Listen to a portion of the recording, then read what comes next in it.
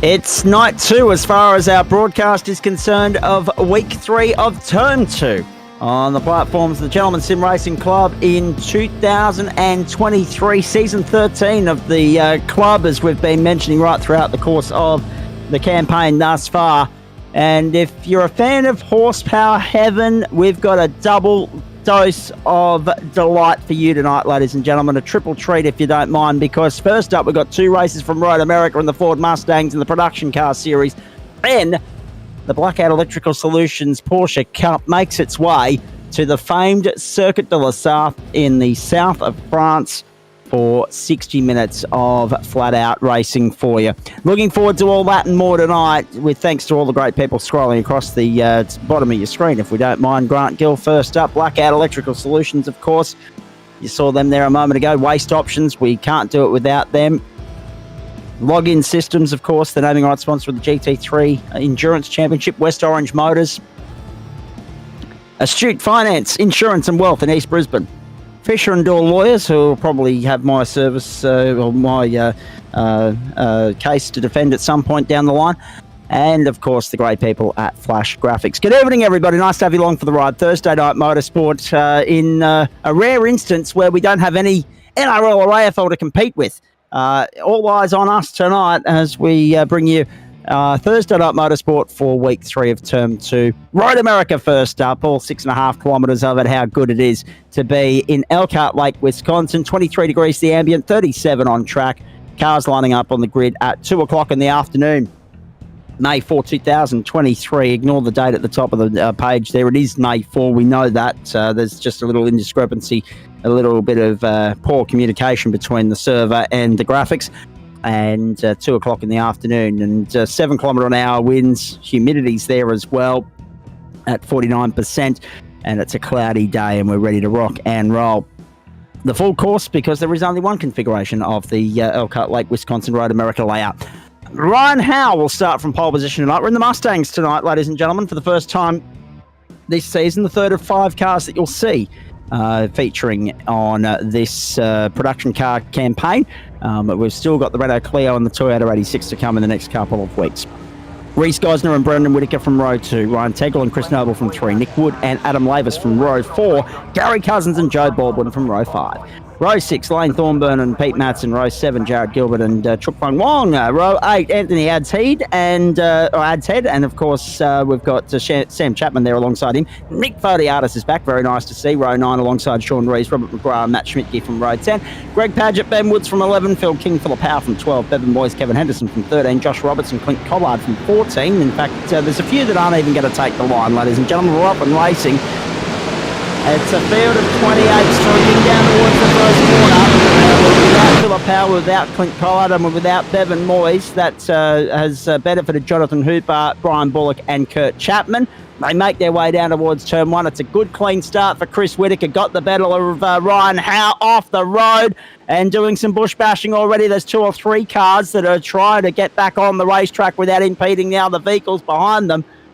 Ryan Tegel's dropped 4 spots already. Joe Baldwin 2. Nick Fodiatis is up 4 spots, and Matt Schmidtke up 6, if you don't mind. Early in the piece, Lane Thornburn up 4 spots. So far, so good, but trouble there. Off track goes Matt Schmidtke, gets back on, loses a couple of spots in the process. Oh, hell, all hell's broken loose in the opening minute at Road America. As I said, Zach Caban and Grant Gill with you for Thursday night motorsport. We're looking forward to the Porsches later, Grant, but I reckon the Mustangs are going to put on quite the entree. Oh, trouble! Contact, hip and shoulder. Brendan Whitaker and Chris Whitaker. What are the 2 siblings doing getting into the side of one another? All to Ryan Howe's advantage. Off goes Joe Baldwin. In fact, there's a cavalcade of them off at turn 5. Oh dear. An enormous traffic jam down there. Cars going left, right and centre. Joe Baldwin doesn't know whether he's left or right. He's reversed into the car behind him. 1.5 minutes gone in a 15-minute race, and Ryan Howe is clear, smooth sailing at the top end of town. Round the carousel for the first time. Grant, good evening to you. It's helter-skelter, rip-tear, rush-bust on a Thursday night, and that's the way we like it. It is indeed, and when too much America is barely enough, the big old Mustangs that's right. Thumping around Road America, as you said, at Elkhart Lake. No wonder there's some comings together down there. These things don't like to stop at the best of times. They're hard to get going, they're hard to stop, and it's no wonder there was some coming together. Sounds like a typical American tin-top vehicle, doesn't it? It does indeed, mayhem all over. With a tip of the hat to our stock car mates, yes. Yeah, exactly. Pete Matson's car already. There he is. About third, fourth, or fifth hand. Looks like it has come out of the 90s or wherever the Mustangs came from. It's had a good old beating, that car. Well, Reese Gosner's gone around as well. Off goes Reese Gosner at turn 14. And a slow-moving Chris Noble as well. Up the hill for the first time. Noble's dropped 3 spots. A lot of off-track alerts on that opening lap. Good luck picking it apart for the replay. Yeah, I know. I'll see what we can do. But this is Chris and Brendan Whitaker. There'll be some... probably if anyone is going to cooperate over the course of a lap, these two would be likely to do it in the early part anyway. They normally have... the gloves are off towards the end of the season, or the end of the racing. Troy Maguire, g'day mate, how are you? We are on YouTube again tonight, Zach, but for some strange reason, only known to YouTube, the comments put on YouTube won't be coming up on our screen. So if you don't see your comments coming up and you're watching YouTube, there's a very good reason for it. They've made it as hard as they possibly could to allow us to do that. If you want to interact with the discussion, do so via, of course, our other 2 platforms, Facebook or Twitch. And hello to you, Troy Maguire. Nice to have you on board tonight, along with everybody else that's tuning in as well. Now, clear sailing for Ryan Howe at the top end of town. We're looking at around 2 minutes 30 for the lap times here, Grant, which makes maths relatively easy. It's going to be a 6-lap short, sharp dash here in this opening race. Depends on how quick they are in this second time round compared to the first time round, whether they'll shave enough time off the clock to get a 7th lap, and if that's the case, it'll come with about 2 minutes of overtime, guarantee it. Through we go once more. So definitely 6 laps with the possibility, the slim possibility of a 7th. Gary Cousins off the road now, and grass clipping and whippersnipping there, if you don't mind. Noticing as well that a lot of these guys aren't running their regular liveries tonight either, ladies and gentlemen. So you will notice that quite a few of these guys look distinctly different in their livery and their colours than what they normally would. That is Ryan Howe, Chris Whitaker, Brendan Whitaker and Adam Lavis, the top 4. Adam Lavis up 4 spots already. That is, of course, Zach, because there's a significant amount of work that goes into creating a livery, and I would think on the list of liveries you're going to do cars for, the old FR500S is going to be down towards the bottom of that list. Down towards the bottom of the list, they'll just pick one they like and continue on next week. I should think very similar story for the Clio Cup as well. But let's side by side down the main straight. Ryan Tegel gets by Lane Thornburn, and 2:27.11 for Chris Whitaker that time around, the fastest lap of the race. So 2:37 and 2:27 is 5:04. If they keep shaving that time off the clock, though, they'll get it back inside time, is my mathematics. So there's a distinct chance that they may drag it to 7 just yet. And with the splash and dash required in the in the second race, it may just be 10 laps, depending upon how long that pit lane transit time is. Ryan Howe, Chris Whitaker, Brendan Whitaker, the top 3, and Adam Lavis is 4th. Ryan Tegel, Lane Thornburn, Chris Noble, Nick Wood, Nick Fodiatis, and Sam Chapman. Down the inside, here comes Nick Wood, trying to find a way by Chris Noble. Thank you very much. And through into 7th he goes. Now, Zach, let's try and get through some of those accidents that we had. Joe Baldwin. I lost count of how many there were, actually. Joe was the first of our incidents, and he's just tried to get it locked up. Probably touch it. Oh, no, he gets a knock from the car in front of him. And that's going to probably going to cover most of the rest of those accidents. Let's see if we can pick up anything different. Oh, this one's all independent. Little nudge to the inside. Oh, the bloke on the outside. See you later. Which is Kurt Chapman, I believe. No. And then they just joined the other shenanigans as well. That's not how you park, ladies and gentlemen. No. No, it is not. This is Joshua Robertson. Oh, just gets a touch wide there. A touch from the car inside. Well, he gets, oh no, really well done to miss that. Come back to the racing, and Howe is leading Chris Whittaker from Brendan Whittaker. Off goes Nick Wood. Brings undone a good run thus far. He was sitting 7th. He got by Lane Thorburn, or Thoburn I should say, and was sitting pretty. Now not so. Down in 19th. Next target, Jonathan Hooper, and all the work to do once more. Remember, invert top 10 for this second race, so that'll throw the cat amongst the pigeons and really liven things up, if it actually needs to be. Oh, he's just got a touch, and that was enough to drive him off. Gone. Looked like he was a little over-enthusiastic just trying to get to that inside line. So I think that was Chris Noble that got into the side of him in the first place. 3 wide down the main straight. Oh, hold your breath. Here we go. Noble, Gosner and Wong. Last of the late breakers. Down to turn 1. 3 wide's not going to work there for you, gentlemen. Thankfully, they tame things down a little bit. Good charge on the exit there. Noble back in 12th place now. He's got Fung Wong and Gosner for company. They're trying to go with Sam Chapman.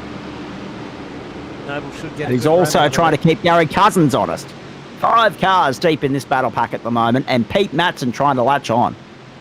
On the subject of Pete, don't forget, join Grant and I Sunday night for the Inter Club Challenge as we go up against the Australasian Supercar E-Series boys, and looking forward to that immensely. On Sunday night, 95 laps around Talladega. I think we'll be dizzy by the end of that, Grant. Oh, too right. We will. Cousins is wide. That opens the door. There's a sniff, a potential for Gosner and Chapman, but they can't get to him just yet. And it's now a 5-car freight train, and Matson edging closer. 2:26.89 for Chris Whittaker. Fastest lap of the race last time round as well, so Steve Whittaker's got the pace. He's just too far behind Howe at the moment. It's 1.08 the margin first to second. These cars will be a real handful around this carousel. They don't. I've said before, they don't like starting and they don't like stopping. They don't like turning too much either. So they don't like anything. A long right-hander there to try and figure and feather your throttle as you go around. The kink here, that's Pete Matson just picking up a bit of dirt on the back of this pack. What a pack it is. Right all the way from Nick Fodiatis, just tucked in behind who is it? Reece Gosner just tucked in behind Nick Fodiatis, I think. Oh, around he goes. Oh, Chapman kicking up the rocks. Jeez. He hung himself out the dry there. Yeah. In the kitty litter. Kept the boot into it, though, and maintained the spot. Chris Noble and Fung Wong for company. Then, of course, you get back to Pete Matson right there now. Gosner's got the advantage in this battle pack. Cousins trying to go with him. Chris Whittaker still 2:26.76, the fastest lap of the race. And edging closer now. He's within a second of Ryan Howe. Could be that we sneak in a 7th lap here by the narrowest of margins. So keep an eye on the flag stand. Barney's actually standing in it for a change. When we get back around the line this time by. It'll be at Barney's discretion whether we go 7 laps or 6. It's teetering on the brink of going either way. Howe, Whittaker, Tegel, Lavis, Fodiatis up 11 spots. Geez, Nick's having a great run. And that'll actually bump him up a spot for the invert into 5th. So the charge forward is not done yet for the 99. Thoburn there in 7th and Gosner is 8th. We're riding with Whittaker all over the back of Howe now, keeping him company at the top end of town. One little slip up from Howe, who's been brilliant so far tonight, and Whittaker will take the opportunity to go through. Will he live to rue the mistake? The moment where he and his brother came together a few moments ago. Will that be the difference between winning this race and losing it tonight? He's all over the back of him, giving him the big hurry up as they head through the carousel. Good evening to you, Dylan Gray, joining the coverage via Facebook Live. Good to have you along for the ride. It is Thursday Night Motorsport. We're going the distance, 60 minutes worth of Porsche racing coming up a little bit later on. But first, we tick the bill with the entree. And what an entree it is. The Mustangs around Road America. We're on board with Chris Whittaker on the absolute limiter through the carousel and Canada corner. And now the run down to Canada. at turn 12. Yeah, He's right there, and Brendan Whitaker's right there as well. This is going to be a three-way fight with 1, maybe 2 laps to go. Let's wait and see as they get back to the line, Grant. Yeah, Howe is just a fraction wide coming into the carousel there. Good to have Dylan Gray back racing tonight. That's will be nice to hear from him. Not before time. I expect we won't get away without hearing from him. But, No, I wouldn't imagine so. Yeah, that gap's down to 0.6, but just behind them, Ryan Tegel is giving Adam Lavis all sorts of hurry up. So he's in all sorts of strife there, Adam. He's got Ryan Tegel on his tail. Right, they're back to the line. They're going to get an extra lap. That's important. They got back to the line. Post 2:30. 2:30 was about that threshold. They crossed the line with about 2:32 to go. As I said, it was teetering on the brink of being 6 or 7. It's now a 7-lapper, ladies and gentlemen. So these guys have got to go the distance. An extra 6.5 kilometres around Road America, and that's going to ensure that we go about 2.25 minutes overtime in this first race of the night. Well, it's getting tasty, under half a second now.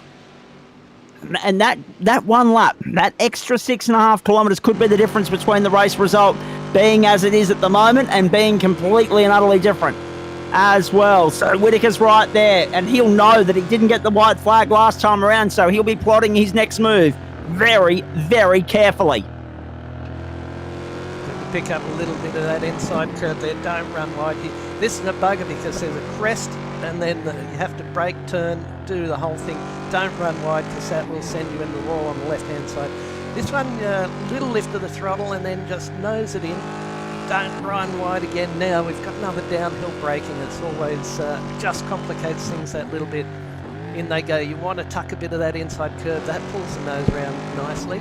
Touch of the gravel on the outside won't do you too much harm. Now we'll just listen to Chris. He'll feather the throttle through here. He's stuck in the one gear through there, just feathering. Now he's back on the throttle. Little bit of that inside curve, little bit of the outside, but you don't want too much, and certainly none of the grass. And this kink is just death if you don't get it quite right. Nicely done by both boys. Run it as wide as you can. Touch of grass from Whitaker coming down in the Canada corner. Touch. Yep. I remember our early days of GT3 racing here. This stretch down here was just that was always the trouble point, wasn't it? Absolutely. Canada corner, get it braked. Yeah, get a bit of that inside curve. That'll pull it round nicely. Now, the outside curve here, there's a big jump up if you just clip that. But now, a little bit of the inside. There. Don't run wide there. Always tricky to figure out just where to brake here. We've got, he just throttles it through, feathers it through in third gear. Don't touch the outside, or else again you're into that wall on the right, and doing all he can to break the grass here. He's really giving This is Brian Howe, really mindful of Chris Whitaker's presence. Final lap, 1 to go in Elkhart Lake, Wisconsin. Look at the top 3. They've got 10.8 seconds on the rest of the pack. Extraordinary, the buffer they've put between themselves and the rest of the competition. To turn 1 we go, and look for the back. Nick Fodiatis under all sorts of pressure from Gosner. Gosner down the inside to go to P6. Can he get it done? No, not yet. Fodiatis is going to fight tough on the outside and hang tough, and he does so. Very respectful. And he maintains the spot for the moment. Remains in 6th. Here we go. They're a little bit too respectful for these cars on this track, I would have thought. Oh, I think that was great driving. But Nick will appreciate it. There's no doubt about that. Have a look at it now. Whitaker to the outside at turn 5. Whitaker to the lead. How back down the inside. Thanks for coming. Too wide. Here comes Brendan Whitaker. Can he get 2 for the price of 1? He's got Chris. He'll get her on the inside at 6. Look at that. How trying to fight for his life here at the moment. As if the pressure from one Whitaker wasn't bad enough. He's got pressure from both. And now Brendan slips up and Chris goes back through down on the inside. Oh, a 3-way fight like you wouldn't believe. And now look at the battle. It's Ryan Tegel's 4th. Ryan Tegel's got by Adam Lavis. Magnificent stuff. And Gosner got through as well, Adam. This is one of those cases where you get out of rhythm and then you just can't get back there. Not over. Here's that poor sitting duck at the moment. Chris Whitaker, I reckon's only got 1 or 2 more genuine overtaking opportunities here, Grant, and he's never been in a better position to get it done. Watch for Canada corner. Ryan Howe under all sorts of pressure here at the moment. Here comes Whitaker. He'll be forced to go to the outside with Howe defending for his life. To Canada. He's gone deep. He's gone too deep. Chris Whittaker says thank you very much. How about that? Ryan Howe withstood the pressure for 95% of the piece and then slips up in the run to the checkered flag. A Whittaker Motorsport 1-2 from nowhere. CW leads home BW and gets the job done. Now look at this. Look at Tegel and Fodiatis fighting for 5th. Brendan Whittaker's been let through 6th, 7th, 8th, 9th, in an Austrian Grand Prix 2002 moment all over again. Brendan's been let through. CW settles for 2nd. Maybe that's tactical, maybe not. I'm not sure. Maybe it's payback for the contact. Have a look at this. It's like NASCAR. Try and separate that in a photo finish. That's from 4th all the way down to 10th. Tegel for 4th. Fodiatis got up into 5th in the end, up 12 spots. Biggest move of the race. Then Gosner, Lavis, Thoburn, Noble, and Cousins made up the top 10. Fung Wong Lees, Matson, Schmidtke, and Chapman. McGrath, Bullock, and Wood. One of them limping across the line. Robertson and Hooper. It was then a Hendo. phenomenal race, as you say, Josh Zuino. And tell me, is it Zuno or Zuino? Because I'd like to say Zuino. But fantastic race indeed, Zach. I think you ought to rig up your little camera to do a last lap, Zach, coming up. Because yeah, I think you're right. I haven't done one for a while, have I?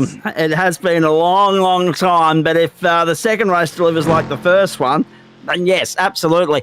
I don't know what was going on there, Grant, but I suspect that might have been a gesture of good sportsmanship from Chris to allow Brendan through there after the contact, the hip and shoulder earlier in the piece. We'll find out. We will find out. I'm sure. Oh, no, don't worry.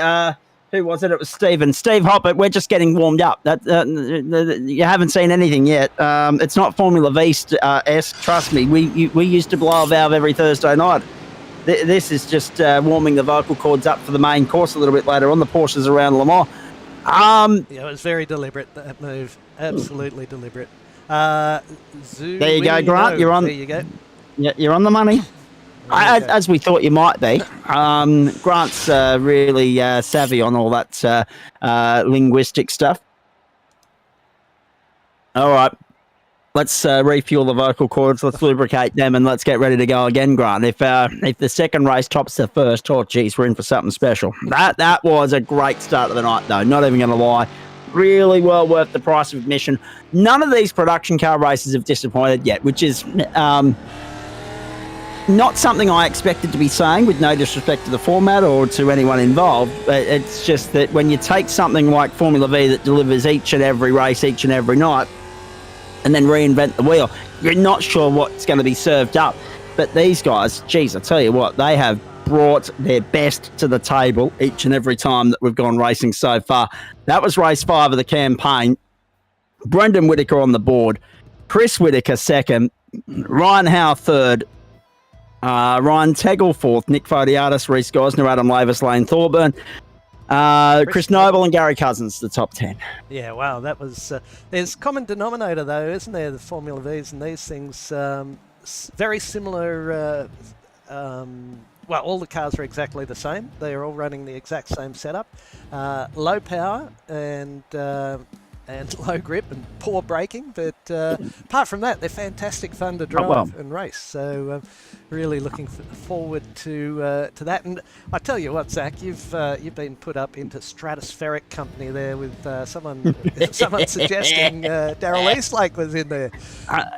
Well, true story. And those that know my real world commentary know that the comparisons with me and the great man, Hugh Eastlake, have been going back a very long way. Someone that clearly is enjoying the format and the Mustangs around Road America. Nick Fodiatis, good evening to you. Up 12 spots, mate. Nice start of the night. Yeah, thank you, Zach. The Bailey Ladders Mustang's actually pretty suited to this track, and it's my first theme back since I've had my medical incident. Yes. Now, I was told not to mention that on air, so I'm glad you did it for me. But nice to have you back, mate, and nice that you are able to go racing once more. Does this mean we'll see you back on Monday night as well? Oh, with bells on, mate. Excellent. Don't Good stuff. bring the bells, they'll weigh you down. Mate, like a cat, I don't want you guys to hear me. Now, just while we've got you, Nick, and I'm doing a little bit of multitasking on the fly here because Got about 5 seconds. Because Grant has asked me to set the camera up again so we can do some last lap next time round if it's anything as good as the first last lap of the night. What's the plan of attack? What's the plan of attack here for this reverse, invert top 10, mate? Because I think this pumps up, fast, doesn't don't it? crash. Yeah, Michael Schumacher, go fast, don't crash. I got to go. Good luck, mate. Sure, Go yeah. well. He's Thank starting from 6th now, is Nick Fodiatis. We wish him the best of luck with that. If he had finished 6th, he would have been starting 5th, so he's still on the third row one way or the other. Right, we're ready to rock and roll. It'll be Gary Cousins leading the field away. Let's hope he doesn't throw it away like he did when he last led the field away on Monday night. Sorry for the reminder, Gary, when you're watching this back. Chris Noble, Lane Thoburn, Adam Lavis, just ran insult to injury. Reece Gosden, Nick Fodiatis, Ryan Tegel, Ryan Howe, Chris Whittaker, and Brendan Whittaker make up the top 10. Maybe it was gamesmanship from Chris to get the inside running to turn 1 for the next one. Oh, who knows? What the hell was going on there? Fang Wong and Rees from 6, Matson Schmidtke from 7, Chapman McGrath 8, Bullock Wood 9, Robertson and Hooper 10. Henderson and Woods 11, Baldwin and Gilbert 12, Paget, Adshead 13, King and Moyes 14, and Kurt Chapman from 15. Philip Howe and Clint Collard non-starters. Let's go! Geez, they don't wait for you here at Road America, do they? The green flag waves and we're off and racing race 2 of round 3 of the production car series. It's a great start, a great conversion from pole position for Gary Cousins, but Chris Noble's going to hang tough around the outside and insist on taking him through turn 1. So Noble leads the field down the hill for the first time, but at least Cousins is still pointing the right way. Down the back straight, Noble, Cousins, Lavis is 3rd, Fodiatis up to 4th, up 2 spots already. Well done, Nick. 5th place is Gosner, keeping him company just as he was in the opening race. Ryan Howe, Brendan Whittaker, Chris Whittaker. And so that didn't work for Chris. Thoburn and Tegel the top 10, then Rees and Fong Wong down to Canada, to turn 5, I should say, for the first time. Noble hangs it out wide. Trouble already. Ryan Howe off the road. And Brendan went with him. I think, no, it was somebody else. There was trouble behind them as well. Been involved. I'm not sure. I thought for a moment it was one of the Whittaker boys that went off the track there with Ryan Tegel, but it was not. Sam Chapman, Joe Baldwin all showing off the road at the moment. Josh Robertson, Nick Wood, Philip Howe, Jonathan Hooper, Clint Collard didn't even bother starting the thing. Reece Gosner it was that went off the road. He's been towed to pit lane. And Kevin Henderson and Joe Baldwin also lost out in that, but Chapman was the big loser down 6 spots. Here we go. Here's a replay. Is he going to get sent here? Yes, he is. Yes, same deal. Early on in the race, brakes. Pete put him too. And then it's just a case of no patience, no nothing. Yeah. And Kevin Hendo, was he involved in that one? Let's have a look. No, it looks like this is an independent accident, is it? No, it's all part Couple of isolated incidents. Part of that stuff going on down there. Early laps and all goes to poop. Indeed it does. Noble, Cousins, Fodiatis, Lavis, Howe, Whittaker, Thoburn, Rees and Tegel, the top 10 at the moment. Up Jared Gilbert, up 10 spots already from 24th to 14th. That's not a bad recovery. Ben Woods up 6 spots. Anthony Adshead up 8. Greg Paget up 6 also. Big movers on the opening lap. And Bevan Moyes up 6 as well, but he's just thrown it down the road. So Bevan Moyes, all that work's gone up in smoke, and he's now on the tow rope in pit lane in 26th place. So there are 24 cars on track. There are 2 in pit lane, and there are 5 out of the server already parked up early on this Thursday night. Porsche's coming up, of course, from the Circuit de la South once we've done here. And we've ticked the bills and dotted the I's and crossed the T's and heard from the drivers, the entertainers that have put on the show for you in the entree first up. Joe Baldwin joining us in just a moment. He's just jumped into the booth, and I dare say that'll be conceding defeat on the night that was. But in the meantime, Chris Noble, Gary Cousins and Nick Fodiatis led us down the hill for the second time. The two teammates, in fact, three teammates working together because Adam Lavis is in there behind them as well. Fodiatis to the inside, Lavis looking to go with him. Cousins withstanding the pressure at the moment, but they've got to be mindful not to let Chris Noble get too far up the road here. Ryan Howland, Brendan Whitaker and Chris Whitaker not too far away either, so it's a logjam freight train at the top end of town early in the piece. Who's going to be the first one to slip under the pressure? There's a car off in the background there. That's Ryan Tegel down 9, 10, 11, 12 spots now. So Ryan Tegel slips up for the second time tonight. Joe Baldwin, over and out, unfortunately, mate. Yeah, look, I'm going to bite my tongue a little bit, but just, I don't know, sometimes some car combinations just breed bad racing, and unfortunately, I made a small error at the start of the first race, trying to give Adam room. I didn't want to touch him going through turn one, and I got out to the grass on the cold tyres, and that just set off a chain of events that culminated in exactly what happened then. Just got caught up in the back of the pack, and I don't know whether some people are on single screens and don't use spotters or what, but yeah, you just tend to get caught up in different things when you're when you're back in the pack a little bit, I guess. So, and the frustration old F4 is the best thing to do, and just come in and calm down, have a chat to you good folks. Well, you're always welcome to have a chat with us here, Joe. We prefer to do it post-race, but during's okay in this instance. There's another replay of it on your screen there. But yeah, 3 into 1's never going to work, is it? Especially that early in the piece. Oh, geez. Yeah, I mean, my thing there, I was going dead straight and got hit by the same car 3 times, I think, in half a lap, so I was a little bit frustrated. But, I mean, the other guy, he's a good guy generally. It's just one of those things.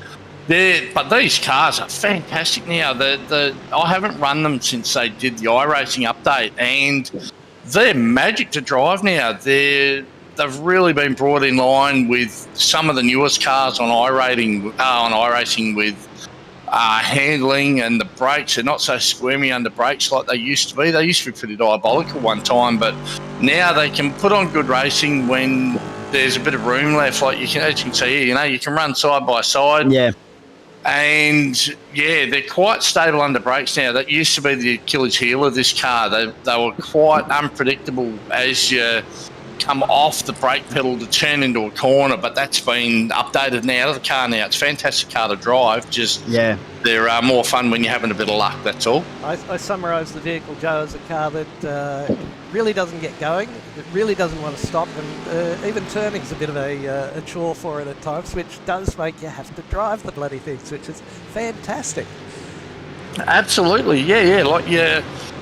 I drive this car with a H pattern and no shift age or anything, because it's actually the fastest way to drive it if you don't miss gears, which is they've got the realism in it. It's very easy to miss a gear with this car, like that four-wheel drive Audi and the Flying Thong, the GTXP, the Nissan. Vehicle, they're both the same. If you mistime your shifts, you'll miss it and you get a box full of neutrals. A bit like a real car, huh?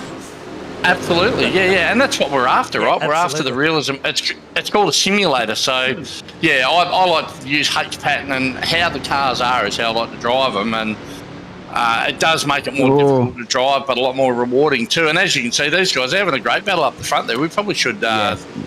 I was going to say, Brendan Whitaker just hung Gary Cousins out to dry there to move up into 4th place. Brendan also has the fastest lap of the race at 2:26.25. Back we went to Pete Matson there momentarily with Anthony Adshead up in front of him, up 14 spots already. Adshead as well, it's important to note. Up across the start-finish line, 3 laps gone, 7.5 minutes on the clock, 17.5 to go. This race will, of course, include a small transit down pit lane, a splash and dash, and that could be the difference between it being a 10-lap and an 11-lap race too, ladies and gentlemen. It is important to note. Noble, Fodiatis, Howe, Whitaker, Cousins and Lavis, the top 7 right here and now. Chris Noble ever so gradually increasing his advantage at the top end of town out to 2.0 seconds on Fodiatis, who's under pressure from Ryan Howe, who was so impressive until, 2 corners to go in that opening race. The pressure became too much. He threw it away down at Canada. And Chris Whitaker saw his way through on the inside to take the lead, but not the win. He ended up handing that to his brother. Tao down the inside. Oh, very nicely done, Ryan Howe. Look at that. Back up the inside. Fodiatis back up on the inside, up and under, trademark Road America 101. Can he get it done? No. Howe too good around the outside. Howe moves up in a second spot now. Now the chase for Chris Noble is on. Third place, Fodiatis under pressure from Brendan Whitaker momentarily. Chris Whitaker, Gary Cousins trying to come along for the ride. Adam Lavis is there as well. Thoburn, Rees and Fung Wong making up the top 10. Exactly. We've got a race on our hands at Road America, boys. Yeah, exactly what Joe was talking about. These guys giving themselves some room. Nick could have left his nose in there and it would have all ended up in tears, but he saw where he was. He had a good overlap there too, and he thought, no, I'll just give him this one for now, and we'll continue to go on and race. You seem a bit quicker than me.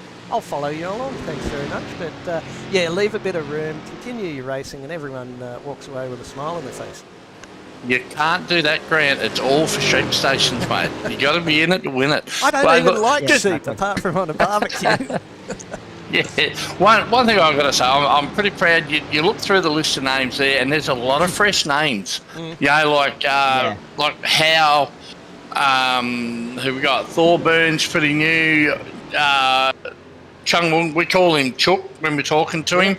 He's hasn't been around long, but he's certainly made a mark in the club, and he's a clean racer. He's a good, and he's pretty fast too. Matt Schmitzky's fairly new. Anthony Adshead's a new name. Jared Gilbert, he's coming along.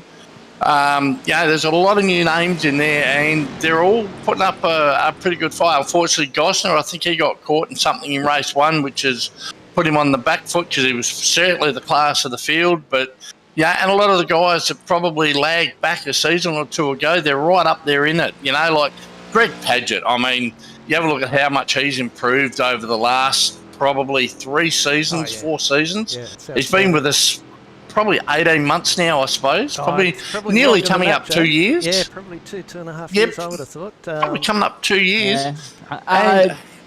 Just going to jump in quickly, boys. Matt Schmidtke, Sam Chapman on pit lane. So we might have reached that critical lap number where these guys can stop in, top up and get home. Pete Matson stopped on lap 3. Ryan Tegel on lap 2. I'm a bit worried about how that might play out for him. But we've also lost, it's important to know, Robert McGrath and Brian Bullock since Joe joined us in the booth as well. Didn't see the incident, but the 2 boys are out of the race. So, yeah, that's the latest from pit lane at the moment. Brendan Whitaker, 2:26.07, and holding down 3rd place, having just got by Nick Fodiatis. And Chris Whitaker right there as well. We'll be hoping to make light work of Fodiatis when he gets the chance, but not before Fodiatis lunges back down the inside, has another little bo peep at Whitaker. Oh, I tell you what, that was a little bit too close to comfort, and they opened the door as well. Here comes Chris down the inside. A little bobble, a little bit of bogged down out of that previous corner, and Chris Whitaker saw his opportunity to squeeze down the inside, going into the carousel, and he got it done. Not normally a part of the racetrack you'd pass or you'd recommend overtaking, but CW got it done. Chris Noble leads by 2.7, so even though Ryan Howe's got his way to the front of the queue, Noble continues to stretch the advantage and the buffer that he enjoys at the top end of town at 2.6 seconds. Whitaker, 2:26.07. Chris, 2:26.40. Fodiatis, 2:27.33 last time round. Those couple of passes. Sorry, Joe, Brendan Whitaker's holding the fastest lap of the race last time round at 2:26.07, so a little bit quicker than the guys up in front as well. Porsche still to come tonight as well. Joe, are you in for that? Yes, I think I might have a crack at that. I'm not even sure where it is, but I'll certainly have a go. But Circuit de la Sarthe, my friend. Circuit de la Sarthe. Yeah, probably do 2 laps and get whipped. But I was just saying, like that little sequence of overtakes there with Whitaker and Nick, and that shows you how well this car races. There was no leaping around with the car, very smooth, gentle inputs, and the guys putting on great racing. They certainly are. Each and every week in these production cars has been fantastic to this point, all 3 of them so far, but they have not disappointed in any way, shape or form. Where are we at next week and in which car, Grant? Have you got them? Renault Clio next week, isn't it, boys? I can tell you momentarily. Oh, Renault Clio next week, I'm fairly certain, and Rod the venue Skogen. is Rudskogen. Oh, no. Rudskogen Motor Centre in Norway next week, and then, of course, on to Magny Core for the 86s. And then now that's going to be a lot of fun. Magny Core, amazing circuit. And I tell you what, I did a race in the supercars there last night. One of my favourite tracks that's just come to iRacing, and I can't wait till we get a broadcast race there, is Jerez. Well, actually, we had a broadcast race there the other night, Joe, because we had the GT3s there. Yeah. I didn't do that. Yes, actually, I did do a couple of laps in the GT3, not with the fast guys. I'm the only spud in the second group of the GT3s. They're not really my thing, but I did a race in the supercars there last night, and what a magic circuit in those cars! It's that's a track. I think once people learn it and get their head around it, it's going to make for some good racing there. That's for sure. Pete Matson, pull it up, mate. Pull it up, mate. You got to get it turned in there somewhere. He's got it too. He did have. Yep. Josh Reno just mentioning something that's slipped under our radar a little bit is the 2.4 hour around Nürburgring combined, I believe it is, this Saturday night. So, oh no. Just saw a couple of indicators. Yeah, Chris Whitaker's off the track at the moment. And dropping down the order, plummeting in fact, Grant, down to 8th spot now. This is how it happened. He got a little bit of a touch. He got some assistance from Nick Fodiatis. Yeah, he left no room there. Oh, no. He squeezed Nick right off the track there. Let's have another look. Nick was probably a little overly gentlemanly there, I think. I don't really think he had a case to answer. Nick won't, no. He got run out of room a little bit, I think. So, yeah. Unlucky for Chris. Pit stop for Chris Whitaker. He's come in. Chuk Fong Wong and Lane Thorburn in as well. So we'll start seeing those little white numbers in the tower there filling up pretty quick on people who have pitted.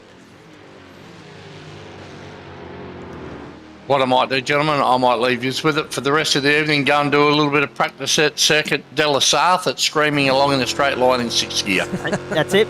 Good luck with that too, Joe. We look forward to seeing how you fare in the Porsches. That's, of course, coming up once we're done here, mate. As always, we appreciate you stopping by. It'd be nice if it's post-race next week. It'll be post-race, yeah. Hopefully I can see the checkered. And keep your eye out for brake markers. You might need a couple of those. Thorburn, Whitaker, Fung Wong and Padgett all into the lane as we say that as well. Now, Brendan Whitaker all over the back of Ryan Howe. This is Schmidtke and King side by side. Oh, he's just about pulled out of that, but he's left King high and dry out there, and he'll do well. Up Pete Matson. That's terrible luck, mate. He was doing a good job in there, Pete, but just the beneficiary of someone else's misfortune. Oh, dear. Off goes Philip King as well. On that note, off-track alerts popping up all over the place at the moment. Here comes Chris Whitaker trying to fight back down the inside. Gets by Sean Rees. Job done. Whitaker back inside the top 10. But remember, there's still 9 cars yet to stop.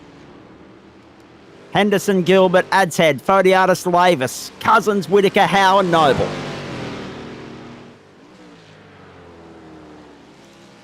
Yeah, let's have a look.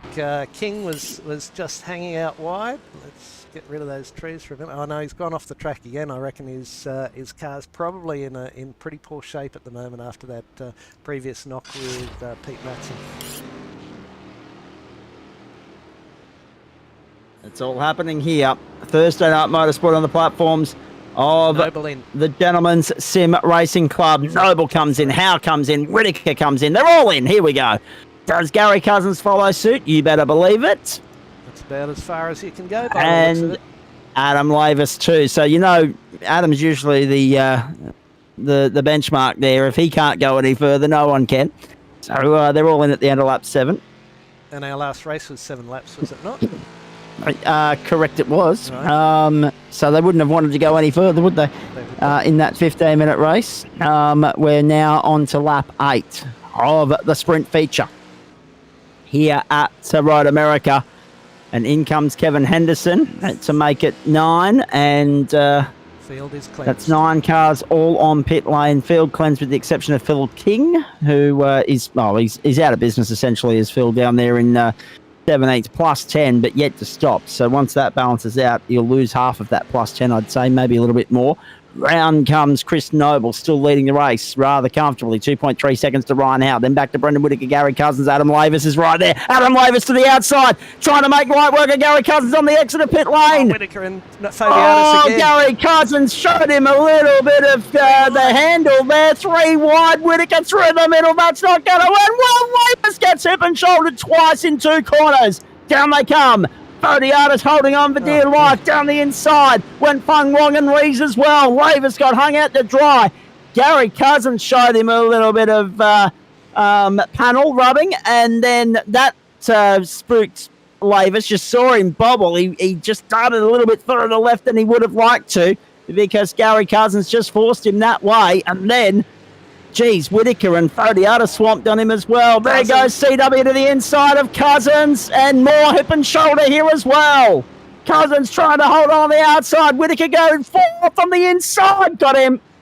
Got him. Very nicely done. Chris is going to take the mantle of the official Dora of the GSRC. Trent Lavis, you're off the hook. You can go and pack your gear up. You're no longer the bloke who runs into people's stores. No, that's right. And Chris Whitaker will come in here and say that he's doing his best Trent Lavis impersonation. Grant, I can guarantee you right now. I would think so. He's run with that line a couple of times in the past. So even though you've handed the mantle on, I dare say Chris Whitaker will dispute that with you at the end of the night. Now, this is how it all unravelled for Adam Lavis. I'm just trying to find that spot during the pit phase. Yeah, down to 8th he went, and he was sitting 3rd or 4th. Like, it's a cruel game sometimes, and that's happened to him twice tonight. Now, Chris, 2 laps to go at the line. 2 laps to go at the line. So that was Gary. Yeah, so that was Gary Cousins just pushing him out wide, and that opened the door. Whitaker and Fodiatis swamped on him. Went straight down the inside. Whitaker gives him the door and bobbles him. And Sean Rees says, "You know what? I'll have a piece of that." And Fung Wong said the same. All of a sudden, Adam Lavis loses 5 spots. Count them. Jeez. Nick's just moved backwards a bit as well. So yeah, he has. He's dropped down to 9th behind Adam Lavis. So I don't know what's going on there, but Nick's lost ground, and fairly quickly as well. I'd say more of a 2 laps to go. So yes, I was right. With that pit lane transit, they lost enough time out of that to ensure that this will only run 10 laps. So this is the end of that Lavis incident. Yeah. This is where Sean but this doesn't tell us where Fodiatis come unstuck. Well, he's just slowed through there, and he's been a bit cautious, I think, and gets a little tap there as well, I think. So he's a bit slow out of there, and the other boys will just move on. Let's have a look. Adam passed him as well, so there must have been a braking incident down at is it turn 5? He's just, I think he's had. That's actually just. That's as he's getting round towards the carousel. So, perhaps a slow down, turn 6. Turn 6 as they were heading out of that first sector into the second sector. Lavis and Fodiatis still arguing over the same piece of real estate in turn 8. Turn 5, I should say, 4P8. Now, Rees is 5th down the inside of Gary Cousins. Nicely done. Oh, take a breath. Noble shape. I'm not going to wind up the... I better, because that battle for 4th, 5th is going to keep us on our toes, Grant. I will fire up the camera. It is. We will get it going for a little bit of last lap, Zach, this time around. Why not? Which may not make an appearance. It may or may not. We'll wait and see. We'll see how we go. We'll do our best work one way or another. So, Chris Noble still holds a 1.6 second lead here. Gary Cousins is 7th, chasing Fung Wong, who's trying to latch back onto Sean Rees before he has too much breathing space here. Fodiatis straight down the inside. Where did he come from? Jeez. How about that? And Lavis now looks to capitalise on Gary Cousins as well. So all of a sudden, Gary Cousins goes in the same direction as Adam Lavis and Nick Fodiatis did a lap and a half ago. Through they go. Lap 9 almost done. Chris Noble's going to get the white flag as he comes up onto the main straight across the start-finish strike this time by. There's Barney doing his job. About bloody time. Noble, Howe, Whitaker, Rees, Fung Wong, the top 6 here.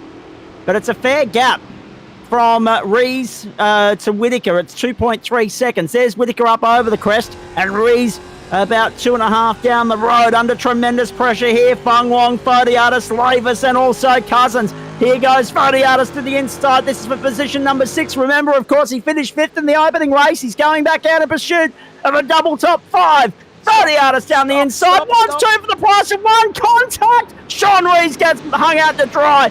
And then all of a sudden the redress, and Fung Wong says thank you very much. Adam Lavis as well. Oh, geez, nearly contact between the 2 teammates. Gary Cousins all of a sudden back in the fight as well. Now Rees is going to go side by side with Fung Wong down the back straight out of turn 3 down to 4 and 5. The final lap at Road America.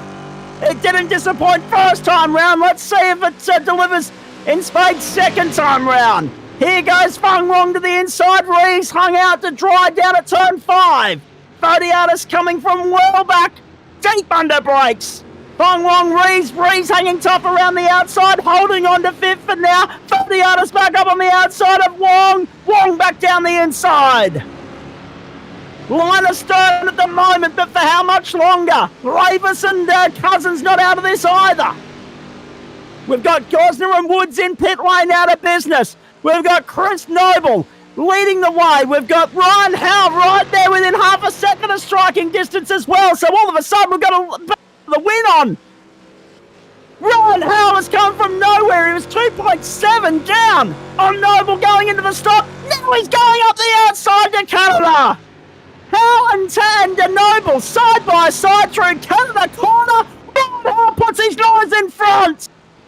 Oh, brought undone by tremendous pressure from the Whitaker Motorsport stable first time round. Ryan Howe's going to seek redemption this time round at the expense of Chris Noble, who led this thing all the bloody way. Ryan Howe gets his first win of the night, gets his first win in the Mustangs at Road America. Job done. Noble with a late lunge, but can't get it done. Have a look at that. 0.08 the margin. Brendan Whitaker in for 3rd. Photiadis has somehow got his way up into 6th place. Fung Wong is leading this battle pack for 5th and is going to secure 5th. Don't worry about that. Photiadis has come from the clouds to get 6th. Then Lavis and Rees got hung out at the back end there by the 2 teammates. And Gary Cousins has to settle for 9th. Matt Schmidtke in for 10th. Chris Whitaker salvaged 4th in the end somehow. I don't know how. Can't wait to get the tail of the tape from him in just a few moments' time. Schmidtke, Adshead and Chapman in behind Cousins, 10th, 11th and 12th. Adshead up 15 spots. He'll be the biggest mover of the race. Then Gilbert in for 13th and Padgett 14th, up 11 apiece. Ryan Tegel down 8 in 15th. Kurt Chapman up 13 to 16th and Phil King to 17th, up 10. Ben Woods up 4. Oh, boy. And then the non-finishers, including Gosner and also Hendo, Thoburn, Matson, McGrath, Bullock and Baldwin. And Moy's also a non-finisher in all of that. Well, that warmed up. Take a breath, Grant. Jeez, how good was that? That certainly got going. I'm not sure. I'll have to see if Noble did something wrong or if that was a team play, because they're running the same livery, those boys. Oh, that's right. Yeah, exactly. Not sure. Ryan Howe came from out of the clouds. Noble caught off guard in the back end there, and somehow, how good was that? Somehow, Ryan Howe wins the second race. A double podium night for him as well. Special stuff. Yeah, I think that's a very nicely choreographed manoeuvre, multi-21, the way it's supposed to work. Well, there was a bit of that going on in the first race, actually, and I'm waiting for the Whitaker Motorsport stable to get in here and defend themselves, actually. Oh, there's there's the slide coming out of the carousel. That's where he's come undone. Have a look at Oh, he nearly took him with him too. He took all the grass. Yeah, he nearly that was took the problem with him as well. He had to get out of the throttle. Oh dear. Yeah, Oh. once you lose your momentum down there, that'll get you undone just about every day of the week. So, All right. Without further ado, ladies and gentlemen, Chris Whitaker's in the house, and I've been looking forward to this for a few moments now. You've got a bit of explaining to do, my friend, because Grant Gill wants to anoint you as the top door slammer of the club. What's going on, please? Me? What? Have I taken Treno's title, have I? oh, too Yeah, right. apparently so. Too right, yeah. Maybe I've, I don't know, just become a honorary member of the Lavers clan or something. Well, yeah, Maybe so. Although there was a fair bit of hip and shoulder going on out there, though. Yeah. Oh, geez, that didn't look like how it looked from my screen. That was bloody terrible. Sorry, whoever that was. Oh my God! From my screen, I thought he hit me. That was pretty poor. That wasn't nice at all. Sorry about that. Don't show it again. We already saw it once, man. No. I definitely want to see it again. Here we go. There it is. Oh. Yeah, I reckon it's netcode from Brendan's car. That's that's what I'm going to go with, and that'll be my argument, sir. Rightio. There was someone who obviously that would be Ryan Tegel, I think it was, that you were hip and shouldered there. a white car there that had plenty of lock on at the start. He's put his foot down, the thing's jumped absolutely 2 feet sideways. So that compounded the whole situation with you there. Oh, brilliant. Sometimes when you reset, you put your wheel what you think is in centre, but it's actually one side. Actually, I was going to say, Nick, nice to have you on board as well, mate. But it wasn't all smooth sailing that time round. You had to get your car a little bit dirty on the way through. Oh, look, I mean, I could have been given a bit more room, but whatever. And then when Chris came past, I went to tuck in behind him, accidentally touched him. And then 2 laps later, I was caught off where he breaks in a slightly different spot to me, and I went down the outside. But then, there was no room. Oh wow, look at that in the background. Yeah. So I went to redress it straight away, and then the same thing with Sean Reese in the last couple of laps. I redressed that straight away as too. Was there much in the way of slowdowns out there tonight, or that was voluntary Voluntary. Mine were voluntary because I hit Chris around and then bumped Sean as well. So yeah. Well, I was going to say I wouldn't envy the poor so and so. I can't say what I want to say. That has to review the tape after that, though. Only if people submit a protest. Yes. Yeah, Bob looked pretty busy from what I've seen at the broadcast so far. It's interesting watching tomorrow morning, I reckon. Now, actually, on the subject of such, CW, take me back to the closing stages of race 1, please. And the pressure that you're putting on Mr. Howe, you put the pressure on him. He cracked. He let you guys throw on the inside, and all of a sudden we're calling you to the line. And then in an incident not dissimilar to Ferrari Austria 2002, you've let your teammate through for the W. What was going on there, please? Yeah, that one's called a multi-12. Definitely wasn't running out of fuel. 100% wasn't out of fuel. I thought I was right. I knew it was going to be close, pretty tight to the line, but we had a fair few laps there behind Ryan in the tow, and Brendan had a few prior to that behind me. So I was sort of saving fuel for the last couple of laps to make sure that we had enough to run to the line, and then could hear Ryan starting to save a bit of juice as well, and he was still maintaining the pace somehow, the cheeky bugger. But that last lap he was rolling out of it pretty heavily, and I think he might have just got his braking marker a little bit wrong on that right-hander, and I thought I was home as well. So I got up the hill, I looked at how much juice was in the tank. I said to Brendan, I'm about to cough, and then as I said cough, it just... he asked me, what do I do? Do I hit you or go? I said, just go, and then he hit me up the date on the way through anyway. Well, to be fair, I actually thought it might have been a gesture of goodwill on your part, and I called it as such in the broadcast because you got into the side of him there at one point at the start of the race, did you not? Oh, I think it was the previous lap. I got into the side of him as well. They were trying to work out whether they were going too wide through one of the right-handers at the top of the course, and I was not ready for him to be jumping on the brakes in the corner where you just do a little what we call poo lift and then get back into it. And they both on the brakes, and I just had to do the old right hand down and send it up over the ripple strip, and again channel my inner Treno and use the doors on my brother, but. It all worked out in the wash. He got the W, and I got the second. And yes, then we got pinball machine in the second race, but still finished all right. Well, I was going to say, you did get pinball machined in the second race. It looked as though you got brought undone. It dropped you down the order. We saw the off-track alert. We didn't see the incident, though. There you go. Just talk. There it is. Just talk us through it. That wasn't your incident. That was the first one. Yeah, that was Brendan Unload and Reese. That was yeah, exactly. awkward moments in Discord. Your incident, though, because it probably cost you a podium in the end when you look at where you finished. You got back to fourth and you did well to salvage it. Oh, I can't believe he did that, honestly.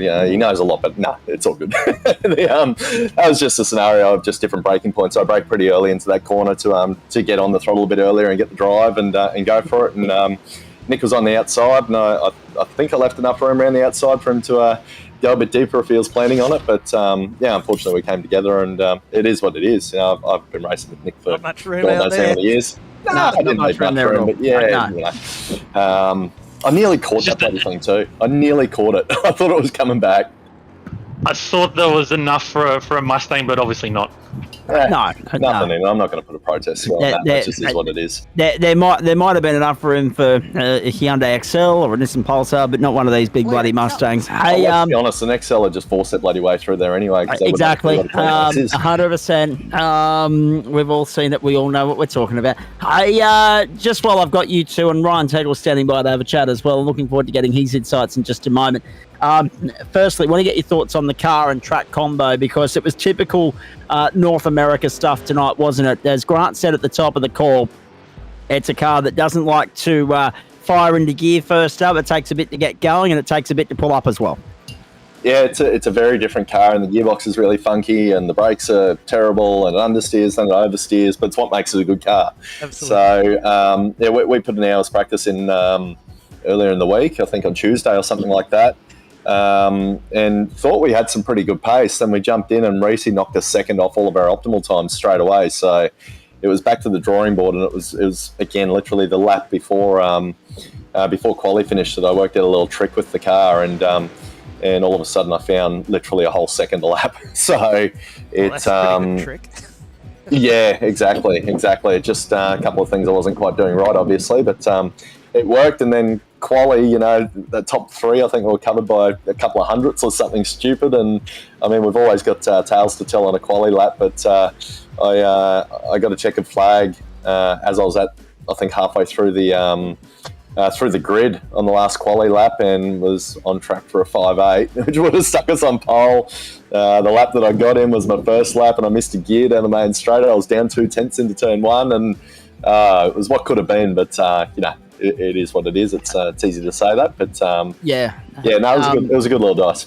And Nick makes a good point there as well, because the outlap for you guys in that second race, that had to be seen to be believed, Nick. Poor old Adam Lavis ended up being hung out to dry in that one. Yeah, he looked like it was a ping pong ball on that one, and then I shifted too quickly and got a whole box of neutrals and let everybody back past again. Okay, that explains what happened to you. We weren't quite sure, but you still salvaged sixth in all of that? Yeah, look, like you said, elbows out, and then I think Sean either missed a gear or something, and that created a bit of a gap. So, it was good there from that point on. And what were your thoughts on what are your thoughts, I should say, on next week? I've got to start to wrap this up, guys, because we've got the Porsche standing by. But what are your thoughts on next week? Because we've got the Rd-3 Motor Centre and the Renault Clio. Look, I love Rod's Kogan, but usually Thursday nights I have other things on, other commitments. So this is a once in a blue moon kind of thing. Plus, I race this particular car in officials as well. So, yeah, look at this. Yep. There it is. Yeah. It's like city traffic. It was hairy, to say the least. We enjoyed it, though. It was good fun. Good while it lasted. CW, your thoughts on Rd-3 and the Clio? Love the track. Haven't got the car yet, so we'll see what happens. Still tossing up actually whether I'll even make it. We've got a historic set at Morgan Park next weekend, so I may go out Thursday afternoon, so we can get on track nice and early on Friday for some practice. But we'll just see how it pans out. Brendan won't be able to make it. He's working in Whoop Whoop or something on Thursday, so I won't be home in time. But even daylight saving wouldn't save him there. Exactly. Maybe WA light saving time might help him. But So we'll just if we can make it, we'll make it. If we can't, we can't. Could be a drop round for the Whittaker Motorsport stable, but you two have taken this cable like a duck to water. It's been pretty impressive so far from you and Brendan. A couple of blips along the way, but overall, so far so good.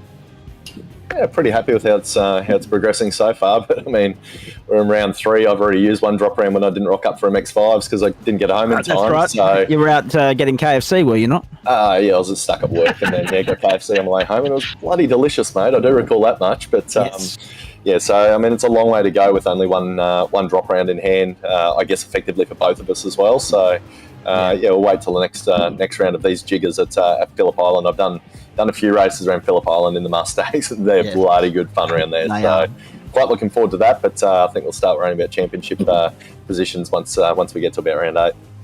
Right, very nicely done. And Nick, we're looking forward to seeing you back on Monday night when the GT4s fire back into life, mate. Thanks for that. Yep. Not a worry. Catch you then. And CW, is that when we see you next as well? Probably not, mate. I've got a fair bit to do to get the car ready. So, and based off my performance on Monday night just gone, wasn't that a shocker? Oh, I reckon you guessed I was going to say, we were a about little bit disappointed we didn't see you afterwards, Chris. No, there is no time slot available that would have allowed me into the booth after that one. That was. I can tell you what actually happened, but quite interesting. So I had a random button mapped on my steering wheel that I didn't even know, which was toggling traction control on and off. So when I had the first spin, which was a bit of front to rear contact with, I can't remember who it was, but in the first 2 corners there, somehow I spun after I hit him, but whatever. iRacing Physics 101. But yes. When I was in the grass there, I bumped this button and all of a sudden start wheel spinning. I'm like, oh, excellent, sweet, get back on the track. And then I double clicked it again, and then I clicked it again, lost track whether it was on or off. And I'm pretty sure that JRT was lying to me when it said traction off and traction on.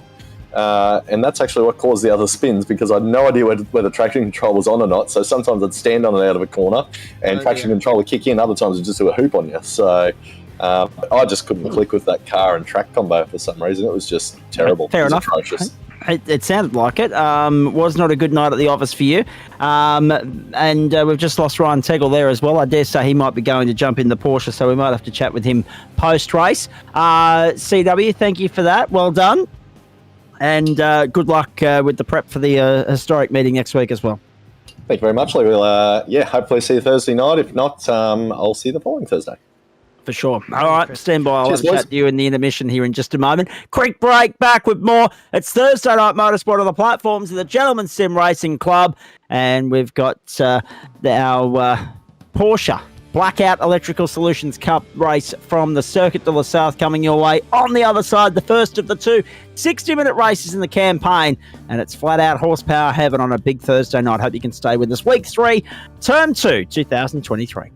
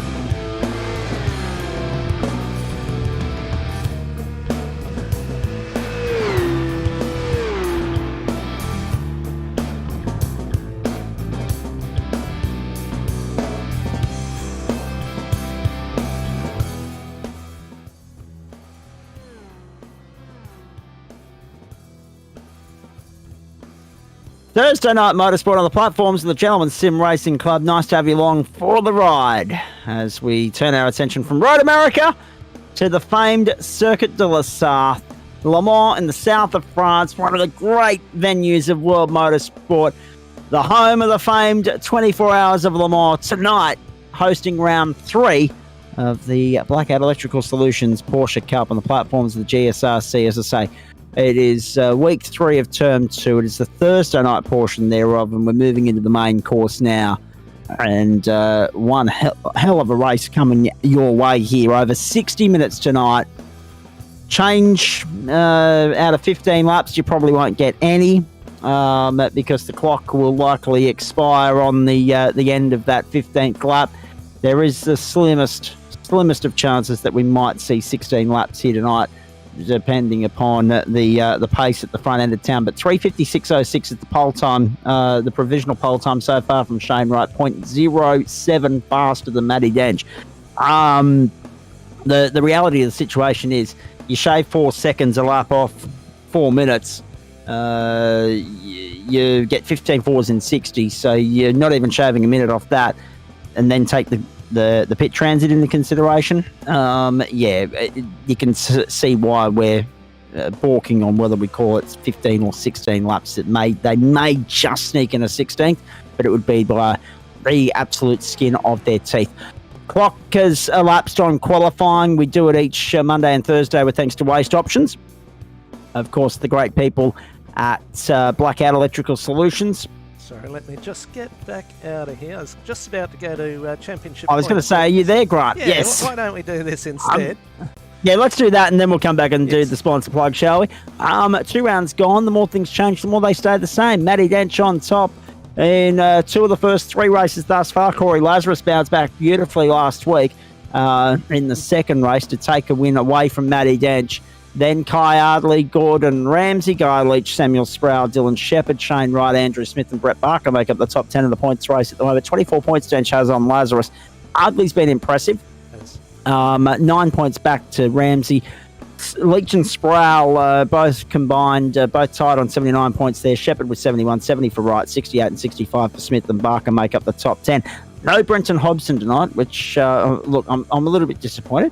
It does add a little bit of star power to the server when the all-timer, the racer champion turns up.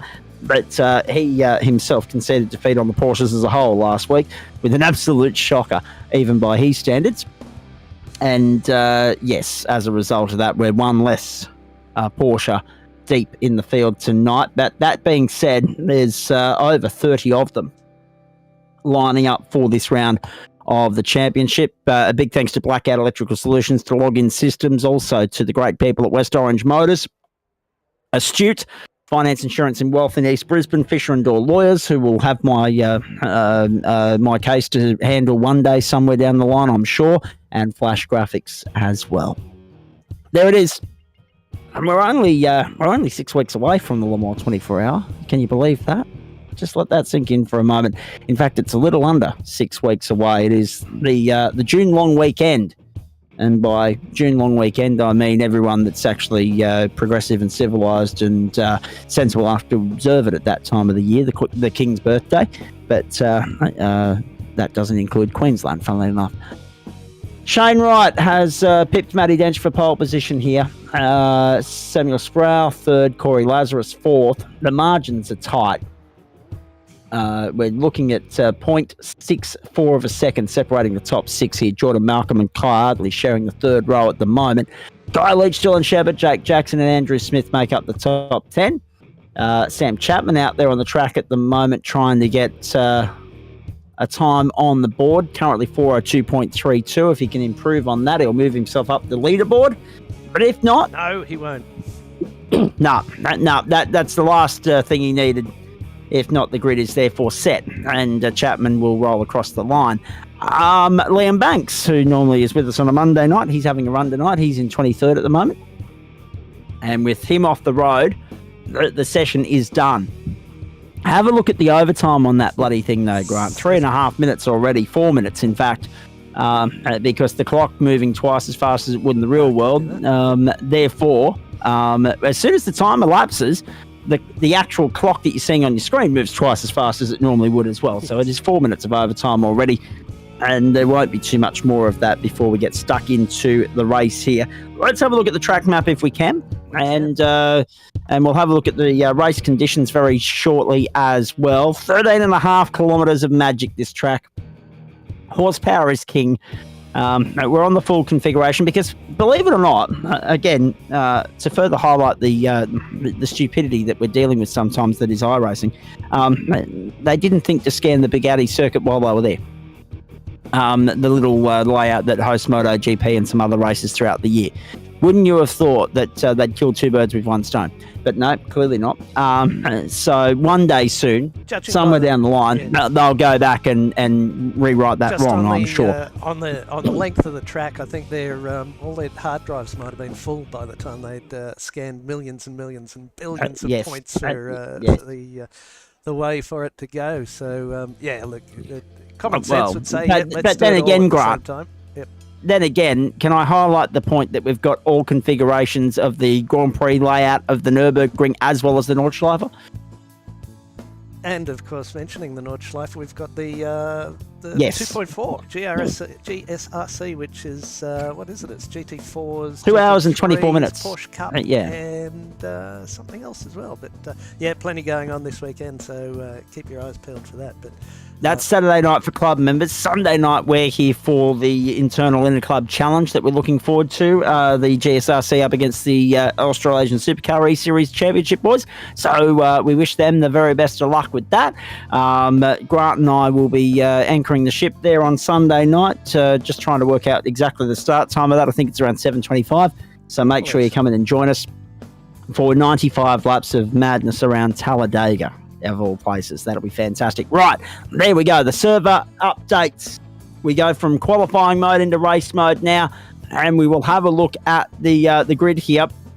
Standing start at Le Mans, not something you'd usually associate with this part of the world, for the sports car course at least. 2 o'clock in the afternoon, 18 degrees the ambient, 32 on track, and it's Shane Wright and Matty Dench the front row. Sam Sproul and Corey Lazarus the second row, Jordan Malcolm, Kyle Hartley the third row, Guy Leach, Dylan Shepherd the fourth row, Jake Jackson and Andrew Smith from row 5. Dicky sort of start line procedure here as well, because the field backs up right around through that last couple of chicanes there as well. Barker and Roney from row 6, Stewart and Snadden from 7, Gray and Adams from 8, Schmidt and Nixon from 9, Lavis and Johnston from 10. King and Wilson from 11. From 12, it's Banks and Baldwin. 13, Chapman and Matson. 14, Callum Heinrich and Stephen Gallacher. 15, Jonathan Hooper and Dale Sharp. From row 16, Sean Rees, Chuk Fang Wong, Shane Newens and Joe Baldwin. Dave Riddell, Jared Gilbert, Kurt Chapman, Robert Colbreth and Greg Padgett make up an enormous 39 car field for round 3 of the Blackout Electrical Solutions Porsche Cup. On the platforms of the GSRC, have a look at the size of that grid, ladies and gentlemen. We're set to go racing. Something to be said for using a better grid configuration than this as well for this particular layout and this particular championship, this size field. Maybe they should use the old school grid formation there. That is an option at Winton, of course, if you've seen coverage of races from there. But being old school scanned, Circuit de la Sarthe, they might not have that option to utilise it. So we'll wait and see as we go on. Round 3 of the championship getting set to fire. Thursday night motorsport on the platforms of the Gentleman Sim Racing Club. And we are ready to go for 60 minutes around one of the great venues of world sports car racing, the famed Le Mans circuit in the south of France. Let's go. Great start off the line early. Oh, trouble. 2 cars went exit stage right, straight into concrete down the main straight. Somehow, I think they might have been able to gather it up. I'm not sure how. But Guy Leach has been left behind, down 28 spots. Extraordinary bad luck for Guy Leach at the start here. Greg Padgett and Robert Colbreth have joined from pit lane. So too Dale Sharp and Dale Sharp and Dave Riddell. There's trouble up over the rise there, with Dylan Gray showing up as an off-track alert early in the piece too, and trouble at the top of the hill. 3 cars around involved in an incident. They're going everywhere on lap 1 at Le Mans. Our race control, if there's someone silly enough to take on the task tonight, do reserve the right to deploy a safety car here if they feel the need to. If they feel as though the race has been too heavily hamstrung and compromised early in the piece, they can deploy a safety car. But the problem with that, Grant Gill, would be it's a 13-kilometre lap, and that would be a lot of bloody fill time. Oh, jeez. Leach and his mate. So, yep, Jake Jackson was involved in that off the start, and they just went nowhere. But again, we make the point. It's a wide main straight for one. For two, it's a bloody 60-minute race. What are we doing throwing it away that early in the piece? Oh, trouble! Trouble! Shane Wright's dropped down 2 spots, and look at Samuel Sproul coming through, and Matty Dench going with him. The drag race at the top end of town. Dench down the inside. Here comes Kai Ardley as well. Kai Ardley with a big dive. Dench is 4th at the moment. So as we get back to the front of the field, make sense of everything else that's going on. Yes, the top 9 have got away, and they're clear and comfortable. 3.5 seconds then back to the next pack of cars, which is 5 deep. Schmidt, Laver, Snowden, Wilson and Roney. John Baldwin showing off track at the moment. Stephen Gallich has just got on the tow rope to come to pit lane. Dench has been hung out to dry and goes back to 5th. We know that he's not a huge fan of this racetrack. We know that... big one! Big shot! Jake Jackson, was it? Yep.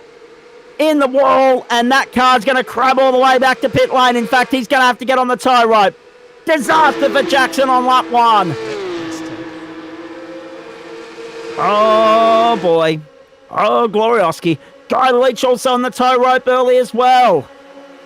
just have a quick look at how the lead change. Sproul over right, and then Dench just tucked in behind. So this will just be into the first chicane, I imagine. It's already a tale of the walking wounded, Grant, and it's already a survival of the fittest. There's already that many cars that have struck trouble, and we're not even one lap done. Yeah, that's just... We're only 3 minutes into the race. That's just Le Mans 101. 100%. Very long straights. Yep. And Kai Ardley was certainly... What about Kai Ardley? Very definitive that in was his brilliant. move. I don't know if we've got enough time to go through some of those crashes, but... Well, we will, but let's just hold off for the moment. We'll get them through the final sector of this first lap here, and then we'll go back and tick the boxes, dot the I's, cross the T's. Oh, trouble! Chapman in the dirt! Chapman in the wall. Chapman back on the road, but in trouble. And Lavis took to the dirt and got caught up in that as well. Drops down to 21st. With a dinged up car as well. That's yep. We will have a look at a replay of that one in a moment, no doubt, to see what came of that. Was it Sam Chapman's rejoin that triggered that? I'm not sure. Back onto the main straight. It's the only thing that was happening in that part of the racetrack that I could think of. Samuel Sproul leads across the line. Right, Ardley, Dench, Smith, Lazarus, Malcolm, and Barker the top 8. So it's a battle of in 7 at the top end of town. Jordan Malcolm at the tail end of that at the moment. Last week's second race winner, Corey Lazarus, just ahead of him. And then Andrew Smith and Matty Dench arguing over the same piece of real estate. Kai Ardley trying to go off. Off goes Sproul. Sproul's come undone. And then there were 6. Oh boy. It's like the old nursery rhyme. There were 5 in the bed. There were 9. There were 9 at the start of the previous lap. There were 9 in that freight train when we checked in after all the carnage at the start in the second sector. And now there are 6. 3 have dropped off. Oh boy, oh boy. I was thinking more green bottles on the wall. Well, that too. It's all the same premise, isn't it? We're just trying to count down. Although, that being said, we only started with... I'll tell you what, it's a tale of the walking wounded here. We only started with 39. We've already got a few cars that have already been on the tow rope and logged out and checked out for the night. They've packed up their bat and ball and gone home with their tail dangling between their legs. Kai Ardley for the lead! Kai Ardley for the lead on the inside of Shane Wright! And Drenchy's just sitting there quietly and patiently in third. Saying how much fuel he can save. Exactly. Now, is it one stop or two? That's what we don't know. That is the unknown curious factor or curious talking point for mine tonight, because that's going to determine a few different factors here. Well, if it's one will be how many laps the race will be. If it's close between 1 and 2, that will be a majorly significant factor if you can go that extra lap. We'll take a quick chance right now. There's a very close pack here. Up front, of course, they'll be switching and swapping all over the place, and Matty Dench will be quite happy to just sip away at his 98 fuel. But so this was off the start. Let's try and pick it all apart. This is Dylan Shepherd. It was Shepherd that got taken out, but Jackson actually got moved across on, so Jackson didn't cause that accident at all, so I called that wrong. My apologies. Matt Stewart's probably involved in this as well. No, this is Matt Stewart's own little episode. Just going to close the door on the car. That takes another car off with him, and a couple of sympathy spinners as well. This will be Richard King. Yeah, just jumping in there, mate, to say that Veronica Dench is commenting that she can barely hear you, but it doesn't help that I'm going at 140 decibels. So 1, 2, 3. That's going to be better. I've got you loud and clear. It's a matter of whether everyone at home does. Yeah, so that's okay. That'll help. Thank you, Veronica.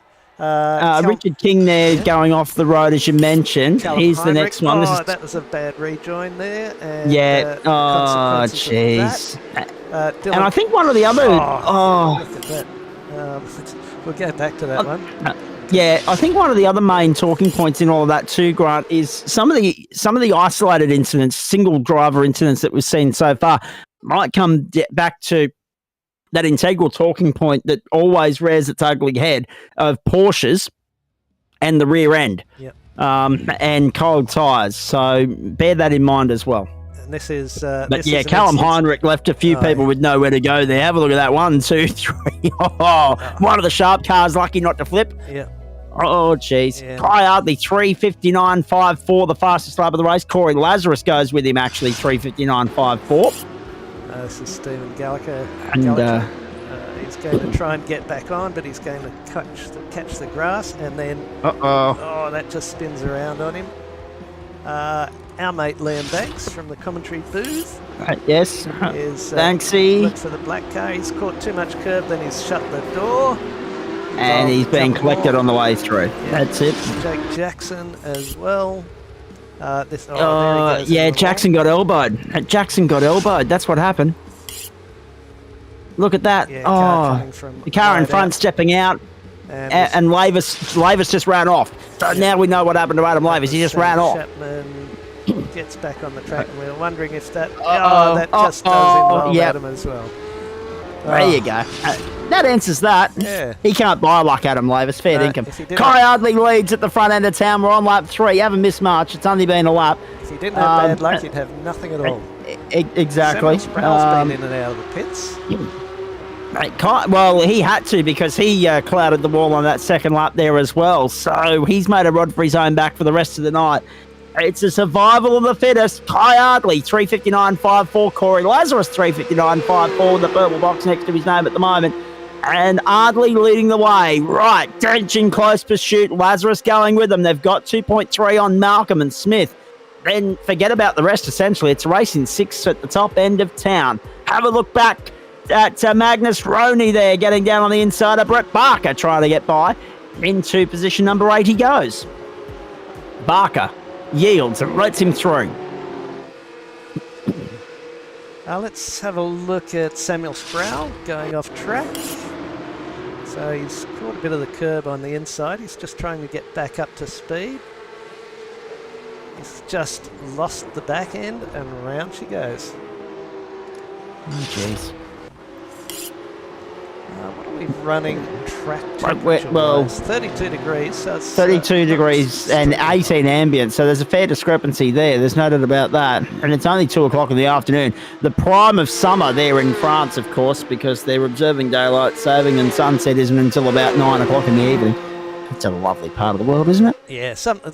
might have to add that to my tourism destination list. There you go. Something. Anywhere that observes daylight saving ahead of anywhere that doesn't. There's Dench in it too. I was going to say this track just tempts you and tempts you and tempts you. You wind all the wing out of the car, then you try and turn it, and it doesn't want to play. So, or you try and stop it, or you try and put your foot on the gas. So, got to keep your mind about how you set the vehicle up. Corey Lazarus just set the fastest lap of the race, 39.54. Kai Ardley's also set a 39.54. So Corey must have done it before him. He's showing as the holder of the best lap, and I think we can lose that off our tower as well. Get a bit of real estate back. When Adam sets this up, he's always got this in there. And I think, not much for Carl Logan, but we'll go with the numbers. And Kai Ardley doing a good job. He's not uncomfortable stepping out in front and leading the race, is he? He's never has been.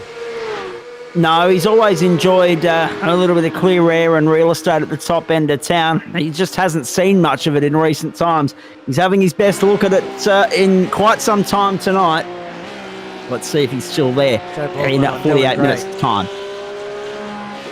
Yeah, Joe tried to go down the inside, and there's the Porsche curves, or the something curves, or the something curves through there. But just compromised him through there. You've got to watch out for a big bump in the middle of that curve there as well. This wants to take you out over there. That's a big slowdown if you get out there. It's that's right. In the vicinity of a good couple of seconds. And 3:58.52 for Matty Dench last time by. So a big number there from Matty Dench. Yeah, that shaved a significant amount off. I think he saw the gap. Oh, you've got to be so patient. Oh, jeez. Right. So Joe doing a good job there, trying to probably learn a little bit of the track, because I don't think it'd be the sort of thing you spend a lot of laps around. He's not an enduro man. He doesn't like running the enduros so much. So if you're not doing enduros, then you probably haven't done too many laps around here. Look at Dench right on the back wing. You can't even see him behind Kai Ardley there. Dench and Wright trying to go with Ardley and give him the big hurry up. They're in the tow at the moment. They'll get a tremendous assistance from that as they head down the straight towards the next chicane. Further back is Schmidt, all over the back of Roney. We're on lap 4 of, we suspect, 15 here tonight at the Circuit de la Sarthe. And we're nowhere near those qualifying numbers of 3:56. No. So we are edging ever closer to 15 being the threshold, because they've got an invoice to pay if they come along pit lane once, let alone twice. So we're going to get an indication as to where fuel mileage is and what's the longest you can... Oh, no, trouble for Paul Wilson. That'll be a slowdown. I would imagine so. iRacing won't view that too favourably. Now, we're going to get an indication as to where our fuel mileage is, how far we can stretch these tanks very shortly, and then that'll give us an indication as to what our critical number is for the back end of the race, how early you can top up to get home. Kai Ardley, Matty Dench, Shane Wright, Corey Lazarus and Jordan Malcolm the top 5. Andrew Smith is 6th. And we've got no outliers in our Open Cup, because top 10 are all the elite split, and then you can see that by the black background on the numbers. The gold numbers are the Open Cup, but top 10 firmly locked down. Oh, Denchy just showing his nose there a little bit, just to give him a bit of a hint that I don't think you're going fast enough. He's right there. And if anyone's going to give you that reminder, it's M. Dench. No worry about that. He's the benchmark as far as speed and pace and consistency is concerned in this club. Up 5 so far, Kai Ardley. Dench remains where he started. Shane Wright's dropped 2 spots. Alex Schmidt up 9. Connor Nixon up 8. Paul Wilson up 11. Darren Johnston up 8. 17 positions gained so far for Joe Baldwin. 11 for Jonathan Hooper. 12 for Chuck. 14 for Dave Riddell. 12 for Jared Gilbert. There have been some big losers in all of that as well. We've got 35 cars still running. We lost Dylan Shepherd, Dale Sharp, Jake Jackson and Kurt Chapman very early in the piece. I think think Matthew either has discovered something or has force of habit into the last sequence there. He was on the clutch again, and I do remember him talking last week about if the top 2 or 3 guys could actually put their foot down and break the draft, then it would make it almost impossible for the cars behind to catch them back up. Oh, there's a touch. There's a touch on Ardley. Kai Ardley's gone.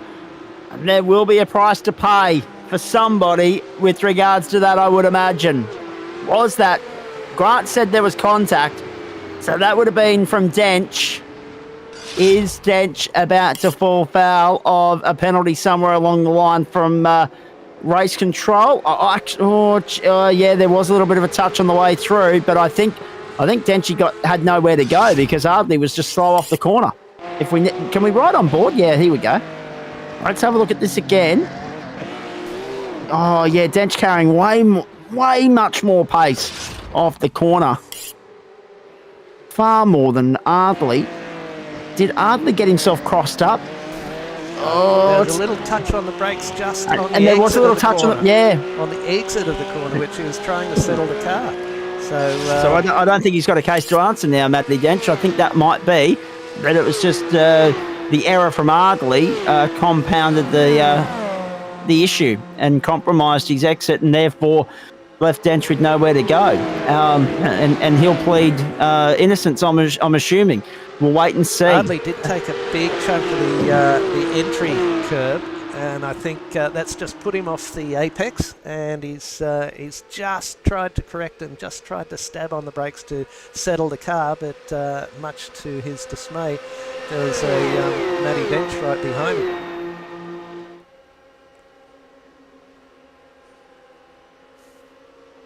So the freight train is now 5 deep. Ardley is got by Roney for 6th and 7th. And, there's stories, there's talking points emerging left, right and centre at the moment. Andrew Smith. And one of them surrounds the number 1. Yeah, Andrew Smith on the back of this pack set fastest lap last time around, 3:58.04. The fuel will be washing off very, very quickly around here per lap. Same rate as you normally would, but hell of a lot of this track is absolutely flat stick throttle. You just put a brick on the accelerator and go and get a cup of tea and look out for these chicanes as you come by. So here we go. We're watching Andrew Smith at the moment. He's latched onto this battle pack with Jordan Malcolm. So that would have all come about because of the incident involving Ardley and Dench. And that backed Wright and Lazarus up. And Malcolm and Smith have invited themselves back into the fight. 3:58.04 for Andrew Smith, now the fastest number of the night thus far. And he's all over the back of Jordan Malcolm like a cheap suit. No one can afford to slip up here because you make a tremendous rod for your own back on a circuit with such an enormous high speed. You lose so much time correcting your own mistakes around here, especially if it's coming out of one of those chicanes heading onto the Mulsanne Straight. Through we go once more. Dench, Wright, Lazarus, Malcolm, Smith, Ardley back to 6th now. How much? He's lost 8 seconds, so that goes to show you how costly it was. How long is it going to take him to reel that back in? Can he reel that back in? My initial gut feeling is no. Dench is going to bring us back to the line at the end of lap 5. Slammed in tears. You run that close to another bloke. There's a little puff of smoke there for some reason. That is Alex Schmidt giving Brett Barker a real hurry up. And then Matt Stewart doing the same with Dane Snadden. All starting to settle down a little bit though. Pit stops. There we go. Dench at the end of lap 5 for everybody else except Matty Dench. For everybody except Dench. So we expect it to be a 15-lap race. So that now says to me we're expecting 2 5-lap stints. Or we're expecting 2 stops in the race. 1 at lap 5, 1 at lap 10. 11 if he can stretch it the way Dench is. 12 if he can get 2 6-lap stints out of it, which means a quick splash and dash and only, a 3-lap run home. But we are now expecting a 15-lap race. We will get to 15. We will do a little bit of overtime for the privilege. But 15 is that number tonight that you're looking for, ladies and gentlemen. Everyone in the pits apart from Matthew Dench. So no surprise, the Fuel Master, or around here, this is a Fuel Meister. He's done it again. Yeah, exactly. Yet again. Shane Wright. Matty Dench just doing his thing. Oh yeah, too right. You can see that gap on the track map on the right there. He's probably a quarter of the way down the back straight here, and the next car through is 913 Shane Wright, just entering it.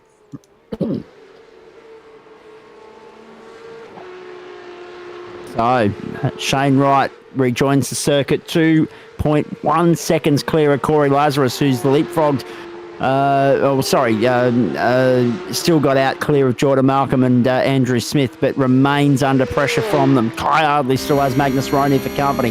Most of the field came in to serve an invoice that time round, and Dench the exception. And also we had Connor Nixon in at the end of lap 4, Paul Wilson at the end of lap 4. We had Samuel Sproul at the end of lap 2, so they're all due soon. Adam Lavis at the end of lap 1, he'll be due at the end of this lap. Cam Chapman will probably come in either this time or next time live, because he came in at the end of lap 2. Chook come in at the end of lap 4, but majority of the field went in on lap 5, including Pete Matson. Shane Newens just will run wide, will take it. Then he's too late for the next one. Oh no. Done well just to... he knew it was coming. That was... just to touch the wall, yeah. Yeah, so... it's all happening. Yeah, just listening on board with Matthew Dench, and looks like he's got enough to get him to the next pit stop. He's not lifting and coasting through any of this part of the track.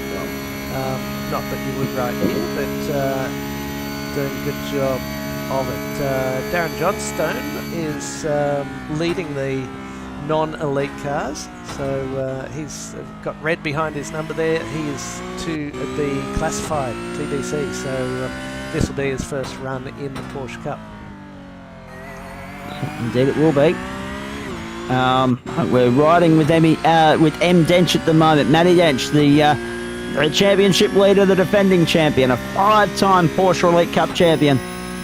Blackout Electrical Solutions Thursday Night Motorsport on the platforms of the Gentlemen's Sim Racing Club. The Porsche Cup from the Circuit de la Salle. We tried it with the GT3s here at Work to Treat. We're now trying it with Porsches. A little bit of carnage on the opening couple of laps. That's to be expected. But they've now settled into a very nice little rhythm here as they make their way through. So 41 seconds to gap back to Shane Wright. We're waiting for Dench to come and serve his invoice. Grant, we expect him this time. Pit lane transit was about 51.77. But yeah, and now that they've got to do it twice, that won't matter. Yes. That will not matter. Yeah, so it's not close to doing one pit stop less. No, it's lap 6 for Dench. So 12 is his the latest we expect him to go in the second stint. 9 is the earliest anyone can run and get home, but we expect the bulk of the field will run to lap 10. It is a 15-lap race, provided that it runs green all the way through, ladies and gentlemen. It'll be with, about a minute and a half of overtime attached to that, based on what we've seen thus far. But yes, we will get to 15 laps. We won't get to 16, and that was the only element of uncertainty here. If we had just a one-stop race, there was an outside chance that we may have been able to sneak a 16th lap in. Not going to happen. So it'll be 15. Dench leading. Dench moves. Shane Wright down the pit straight. Denchy up to speed. Denchy leading. You've got to leading be really, by 2 seconds. Really careful coming out of the pits, because this corner is off camber and just wants to spin you as soon as you come out. He's got 1.5 second lead. He'll probably be hoping Wright can pick him up. Look, Lazarus is 1.22 back from there, so Dench will go like a bat out of hell, I should think, to try and keep out of the tow here. But if Wright were able to catch him, they'd really want to work together, I reckon. I reckon so, and that would be the only way in which they could ensure that they could potentially build a gap on the rest of the field. Corey Lazarus is there in third place at the moment. Jordan Malcolm, Andrew Smith for company, and then they've got 7 seconds on Kai Ardley. Darren Johnston sitting back there at the moment in 14th place, all over the back of Paul Wilson. Matt Stewart under pressure from Dane Snadden. He's got him for company. That's what happened to Chook. Just gone. Oh, no. And Adam Lavis on pit road at the moment. So too Sam Chapman. We expected that. That's not a surprise. Callum Heinrichs ended up going round for 6 laps here, so he'll come in to stop the first time round. This time, Fung Wong's in again. Yeah, that's pretty much the field cleansed at this point. We've got 36 cars out there at the moment, Grant, which is extraordinary. The next car in the firing line, though, is Kurt Chapman. He could go a lap down this time round, and that's on the back of a 5:18 stop and hold, or tow job, I should say, at the end of lap 1. Sorry for the interrupt. I'm just looking at the Porsche Open Cup, and you've got Adams, Wilson, and Snadden, 1, 2, 3. In the point score, Snadden's 1, Wilson's 2, Jeff Adams is 3. So typical close company. Dylan Gray is saying he was going to be slow. He's running in 4th in the Open Cup, so not so bad after all.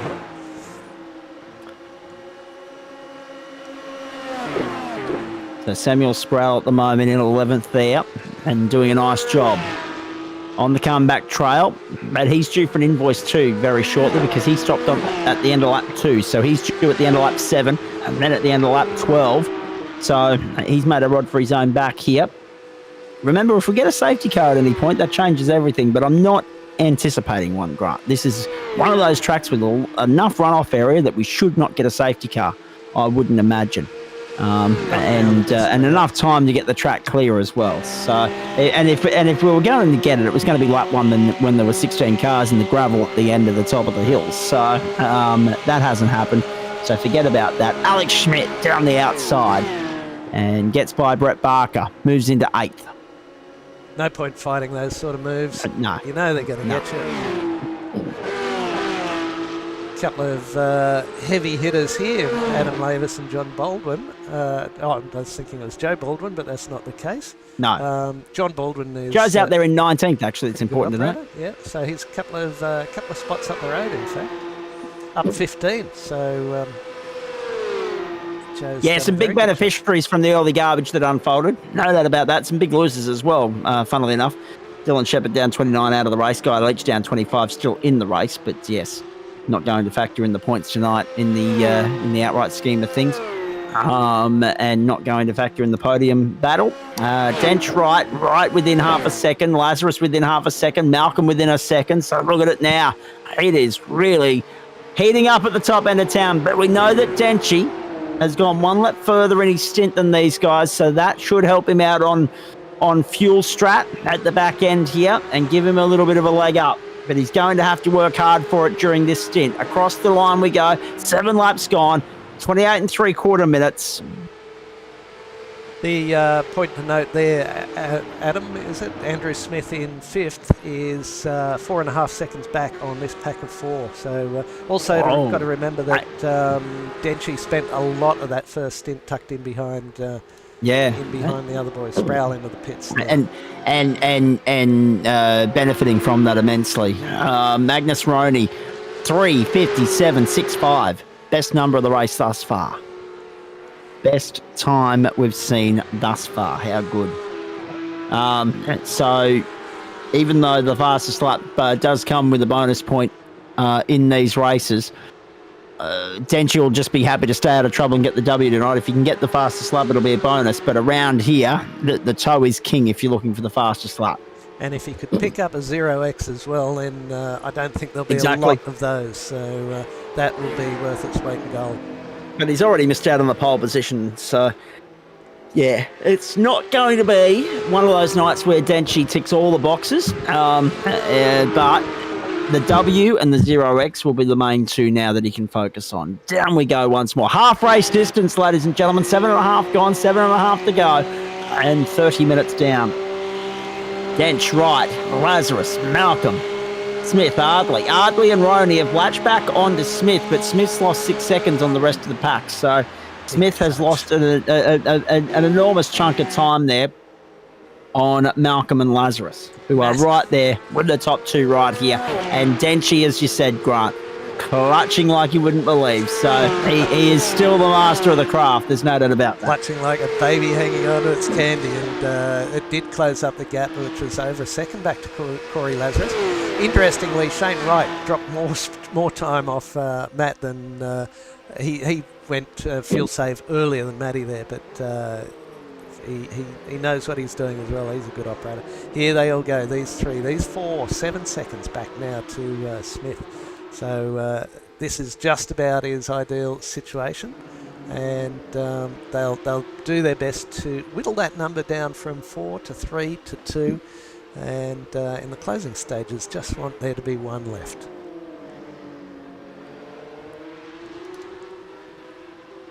Back we go. Have a look at the fight here. Matt Stewart all over the back of Paul Wilson. He's got Dane Snadden and Darren Johnston for company. They're going with Jeff Adams as well. Down the inside goes Stewart on Wilson. Job done. Into position 12. Adams the next target. And then Connor Nixon's another 6 seconds up the road, having a very lonely race. Brett Barker and Alex Schmidt arguing over 8th at the moment still. But this is a battle pack 5 deep. The freight train at the moment. Through the back section of the lap here at Le Mans. Here goes Stewart to the outside. Stewart trying to find his way by Adams to go to 11th. Does so momentarily, or does he consolidate? No, he's got it done. Well done. Very nice bit of driving that. And keeps Paul Wilson at bay as well, who took Adams in the process. And poor Adams was nothing more than a sitting duck in that caper. 3:57.65, the fastest number of the race thus far for Magnus Roney. This is lap 8 of 15 for you. On the platforms of the GSRC, it's Thursday Night Motorsport from the Circuit de la Sarthe. Jordan Malcolm's decided it's time to get a bit of a hurry up. Yes. He's right there now. Look at him. Yep. And then from Andrew Smith, we've got Kai Ardley and Magnus Rowney right with him. Then big 11-second gap back to Brett Barker. But Kai just settling in here. It looks like these three are happy to roll along. Rowney with a 3:57.65 in the fastest lap of the race. That changes this time to 58.64. So Andrew Smith was a 4:01. So he dropped a lot of time there.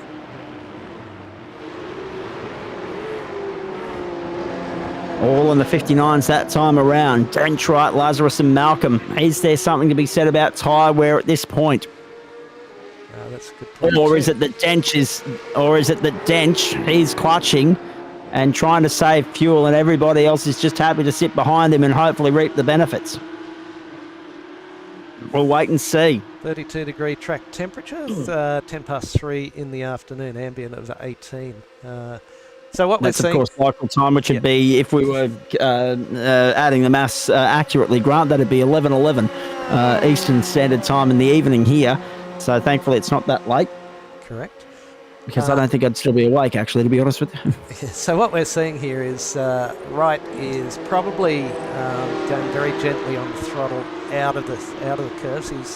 He's letting Dench get the gap out to about a second, but he knows he's going to pull that back every time they get onto a straight. So a little bit of concertinaing going on there.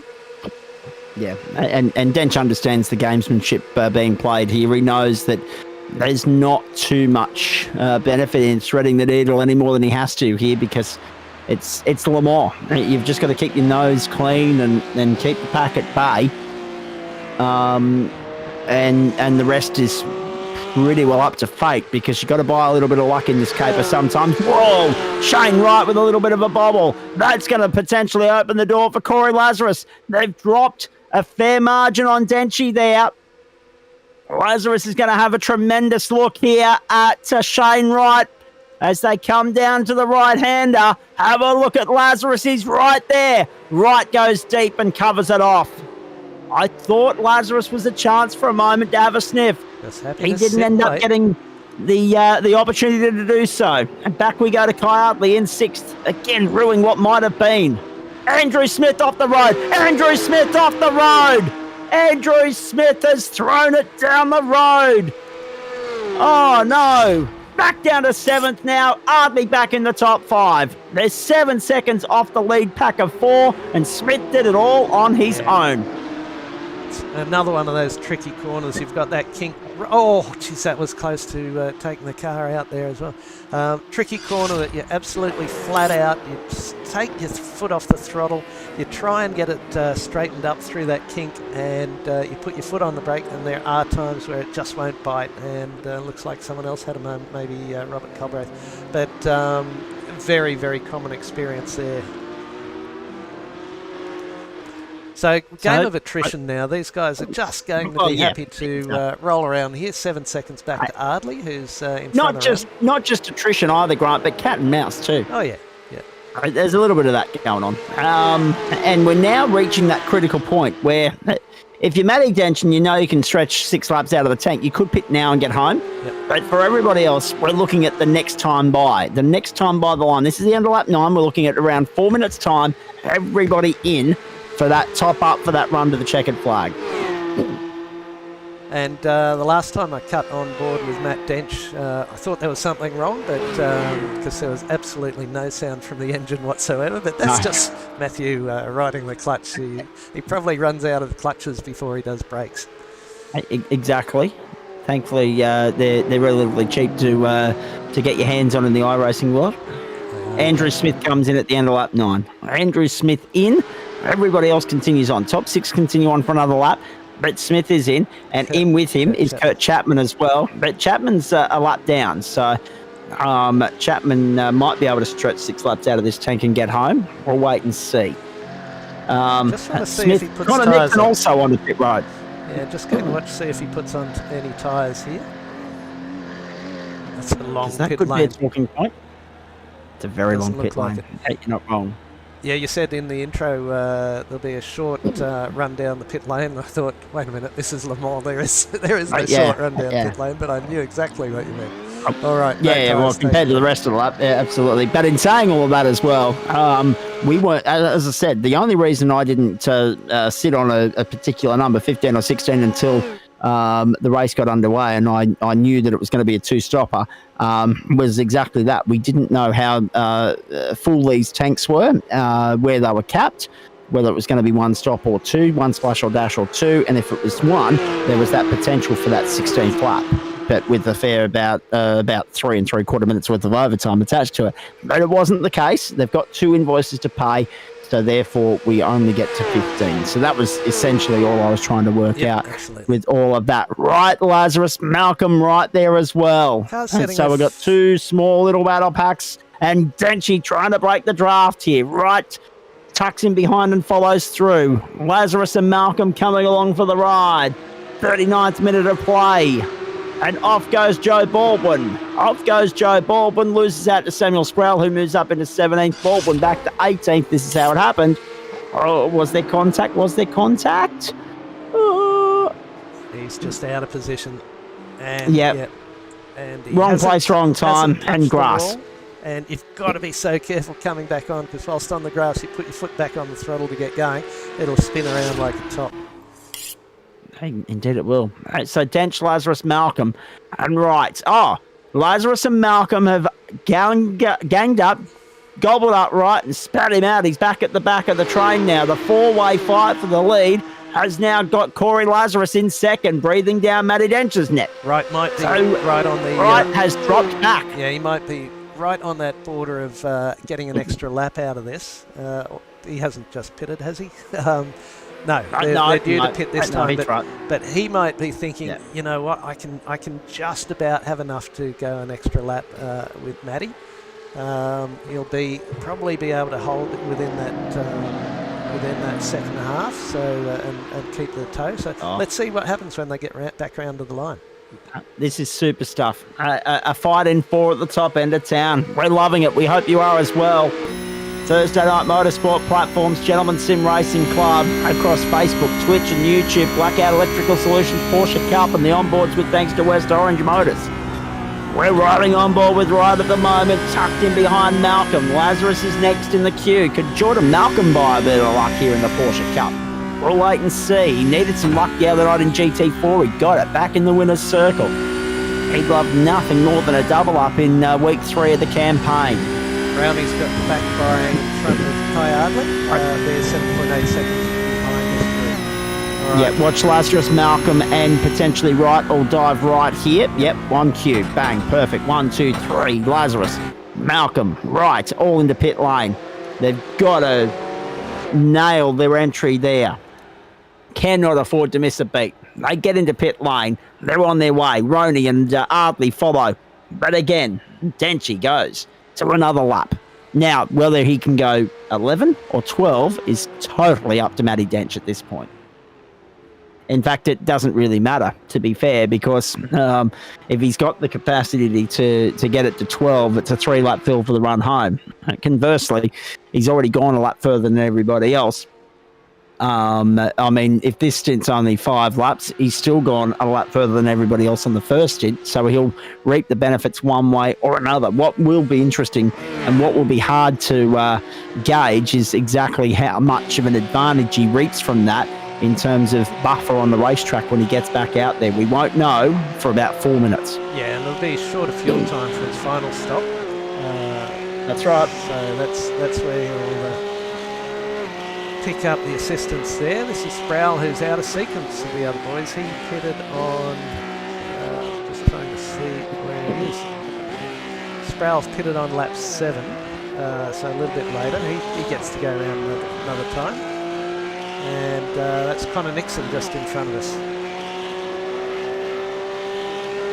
So Connor doing a nice job and keeping his nose clean in 10th place. He's already stopped. So Nixon actually... So Nixon and Sproul are out of sequence with everybody else. Nixon stopped lap 9. He needs a 6-lap stint to get home. Sproul stopped lap 7, second time round. That was after sustaining damage earlier in the race. So we know he's due for another stop. The field's not going to quite be cleansed at the end of this lap after Denchi comes in. But look at him. 1, 2, 3, 4, 5, 6, 7, 8, 9, 10, 11, 12, 13, 14, 15, 16, 17 cars in this field all stopped on lap 10. So the bulk of the field that's still running in this race stopped on lap 10. Colbreth is a lap down. Chapman's a lap down. Dylan Gray's out of business. So too Dylan Shepard and Dale Sharp. So we started with 39. We're down to 35, 2 of which are a lap down. Denchi's on his way to the pit lane either this time by or next. We're at the end of 43 minutes of racing, 17 to go. It is 4 laps to the checkered flag this time by for Matty Dench once he gets back to the line to complete lap 11. 4 laps to go. Corey Lazarus under pressure from Shane Wright here. And you cannot afford to make a mistake at this point of the race because it could be the difference between being on the podium and not. Jordan Malcolm has 1.6 seconds breathing space. You're right on board with Wright, who's trying to go with Lazarus. But they've made a rod for their own back here, these two, because either that or Jordan Malcolm's sold himself short because Jordan Malcolm only took 12.05 seconds in his pit lane stop time.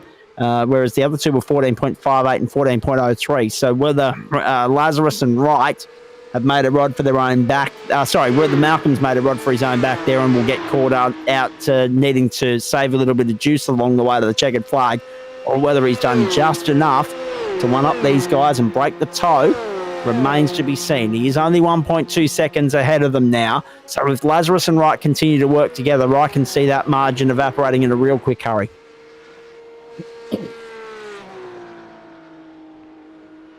Denchi approaching the end of this lap. This still only be a 6-lap stint if he came in now, or 5? No, 5. 5 yep. lap stint. So yeah, he may and still see. have 2 to go. He may still be able to get another 13 kilometres out of the tank. We wait and see. Does he peel off this time by or next? He goes next time by. Denchi's going to get 6 laps out of both stints. Again, the difference between being the benchmark and chasing the benchmark. This guy's the benchmark. This is extraordinary. Yeah, so Denchi's first pit stop was 15.3 seconds, so that would have been absolutely filling it to the brim. It looks like the other drivers may have not needed a full tank to the end, and so they were 12s, 14 and a half. So Malcolm, like you said, he was the odd man out there, 2.5 seconds to the good of the others around him.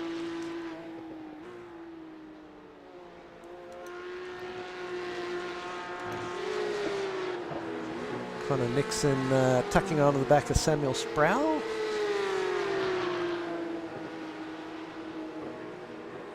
These S's through here, you have to be pretty accurate with absolutely every single one, because the minute there you see Connor just a little bit wide on that one, but each one builds itself into the next one. If you're out of place on the first one, it just gets worse and worse and worse. It's like very much like Silverstone or Suzuka, but it just compounds. Any error made early just gets worse and worse and worse.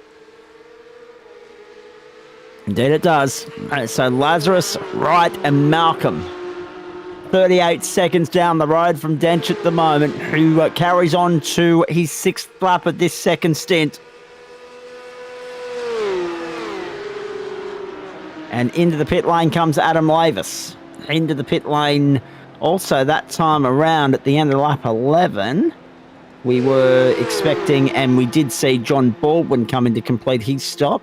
There's a few guys that are going to be flirting with danger, potentially having to come in and grab some juice for one lap and one lap only. And now look at Kai Hartley getting the big hurry up from Andrew Smith. They're trying to go with Magnus Roney. This is the battle for 5th in the car race. Roney under pressure from Hartley and Smith, but Smith giving Hartley the big hurry up. There might have been a little bit of SMSing involved here. Right, there was. Oh. Right, there was. It was just checking to see what he had on his back parcel shelf. Oh, that was close as you like. A little bit of bump draft on this.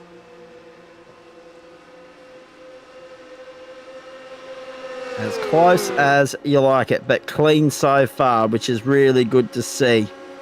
We will wait and see whether race control has another look at that incident but after the fact between Ardley and Dench. Not sure at this stage. And have a look down the inside there. Jeff Adams.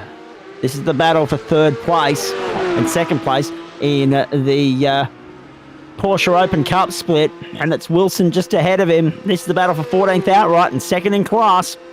Yeah, and Snadden leads. Adams is right there. In the championship, Snadden leads, Wilson leads Adams. So it's very much as you go, so as you might expect it to be. Down the outside. Here we go. Back to Matty Dench. We keep an eye on him. We expect him to come to pit lane this time by and grab 3 laps worth of fuel to get into the checkered flag. 12 minutes to go. 3 laps to go. Denchy will take us to overtime, but it will be as the effective race leader, and that's provided that he hits all his markers and the box from this point forward. Dench, Lazarus, Wright, Malcolm, Roney, Ardley, Smith, Barker, Schmidt and Nix in the top 10. Sproul, Stewart, Snadden, Riddell and Baldwin make up the top 15. That's Joe Trucker, of course. In comes Matty Dench. So, there's 11 and a half minutes to go till the clock expires. We will be halfway through lap 15 when it does. We will get to 15. There's no doubt, there's no disputing that at this point in time. What we are now more curious about is the margin between Dench and the rest of the pack. How big the deficit's going to be for Lazarus, Wright and Malcolm chasing him down, and whether they'll be able to do so now that he's been able to go 2 laps longer across the 2 stints and therefore only take on 3 laps worth of fuel here at the end. But it is still a big pit stop because obviously you're chewing up a lot more fuel around Le Mans than you would be any other circuit. 13.5 kilometres of it. Dench out in 9.8 seconds. My goodness. 14.5 for Lazarus and 14.03 for Wright. Dench leads by 4.2 seconds. With a 9. Are you kidding me? 9.8 second stop. Yeah, 9.8. So that's quicker. the difference. That's the difference. 2 laps, 5 seconds. Thanks for coming. See you later. Yep. Magnificent from Matty Dench. Everybody else, I mean, that's fuel going in at a rapid rate of knots as well. I couldn't imagine that the burn around here would be minimal. I mean, there'd be a fair amount of burn per lap. So you're taking on a fair bit of fuel in the first place to get you through a 5-lap stint. But Denchy's just got to make him look silly. 4 seconds the advantage. Right all over the back of Lazarus now. We ride down the Mulsanne. 3:56.96 for Wright. He's taken us to uncharted territory so far tonight into the 56s. And Lazarus with his PB that last time around as well, a 57.21. Sproul's in pit lane paying an invoice after having to stop earlier in the piece as well. So there's plenty happening at Le Mans, and we've got 2.5 to go.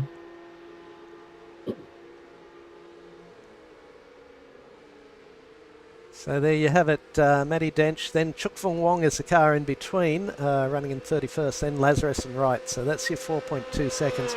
Denchy will be, I wonder if he's done a bit of planning on a bit of fuel saving here as well, or if he's put in enough to get himself all the way to the line at flat stick, because he's got that brake. He's over the top of them. If Wright and Lazarus want to battle it all, they'll just stretch that lead further and further for Matty, and Jordan Malcolm sits 1.8 seconds back. Oh, jeez, look at that. Sorry, Grant, didn't want to jump in on the top of it, but Wright and also Lazarus giving each other a little bit of a scare there, trying to avoid lap traffic. Have a look at that.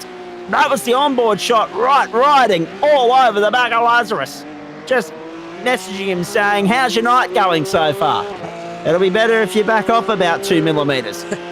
Lazarus, Wright, Malcolm, Roney, Ardley and Smith. Malcolm's 1.6 seconds down the road. Out of it at the moment. But if these two get into a battle or a jockeying for position, or bump draft, it could invite Malcolm back in.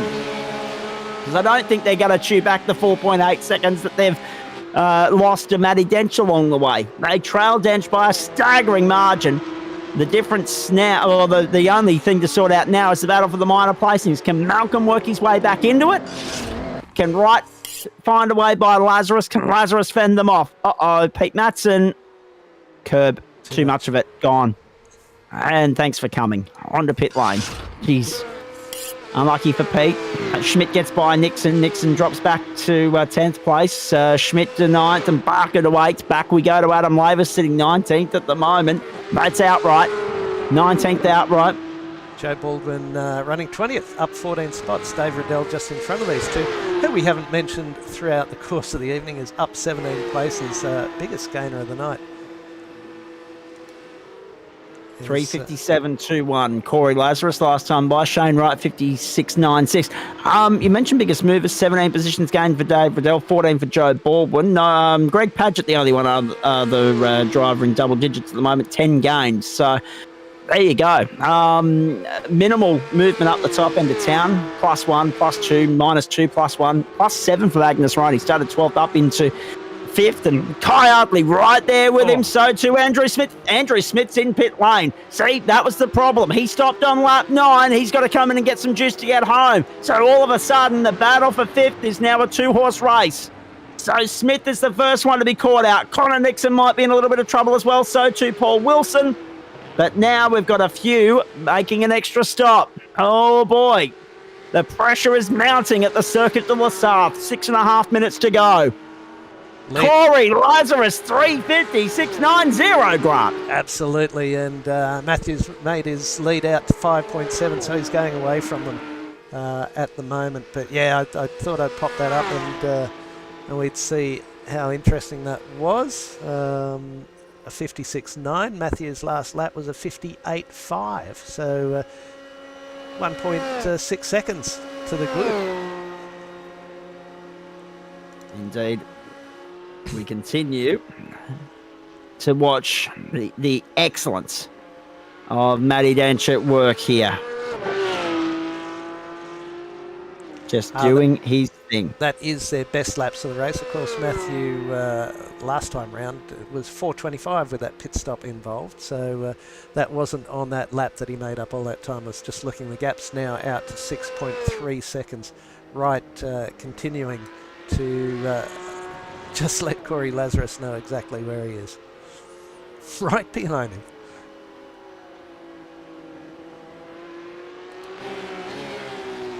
And these cars, feature of these cars, if you could call it a feature, see if you can see where the brake lights are. They're so infinitesimally small. You've got that big red strap runs right across the back of the car. You'd think that'd be a brake light, wouldn't you? No, there's just these two piddly little strips on either side. And you'll have a look as we get close to him. Just right on the outside. There they are. Yeah, good luck seeing those. They might work in a 24-hour, or in fact a 2.4 hour.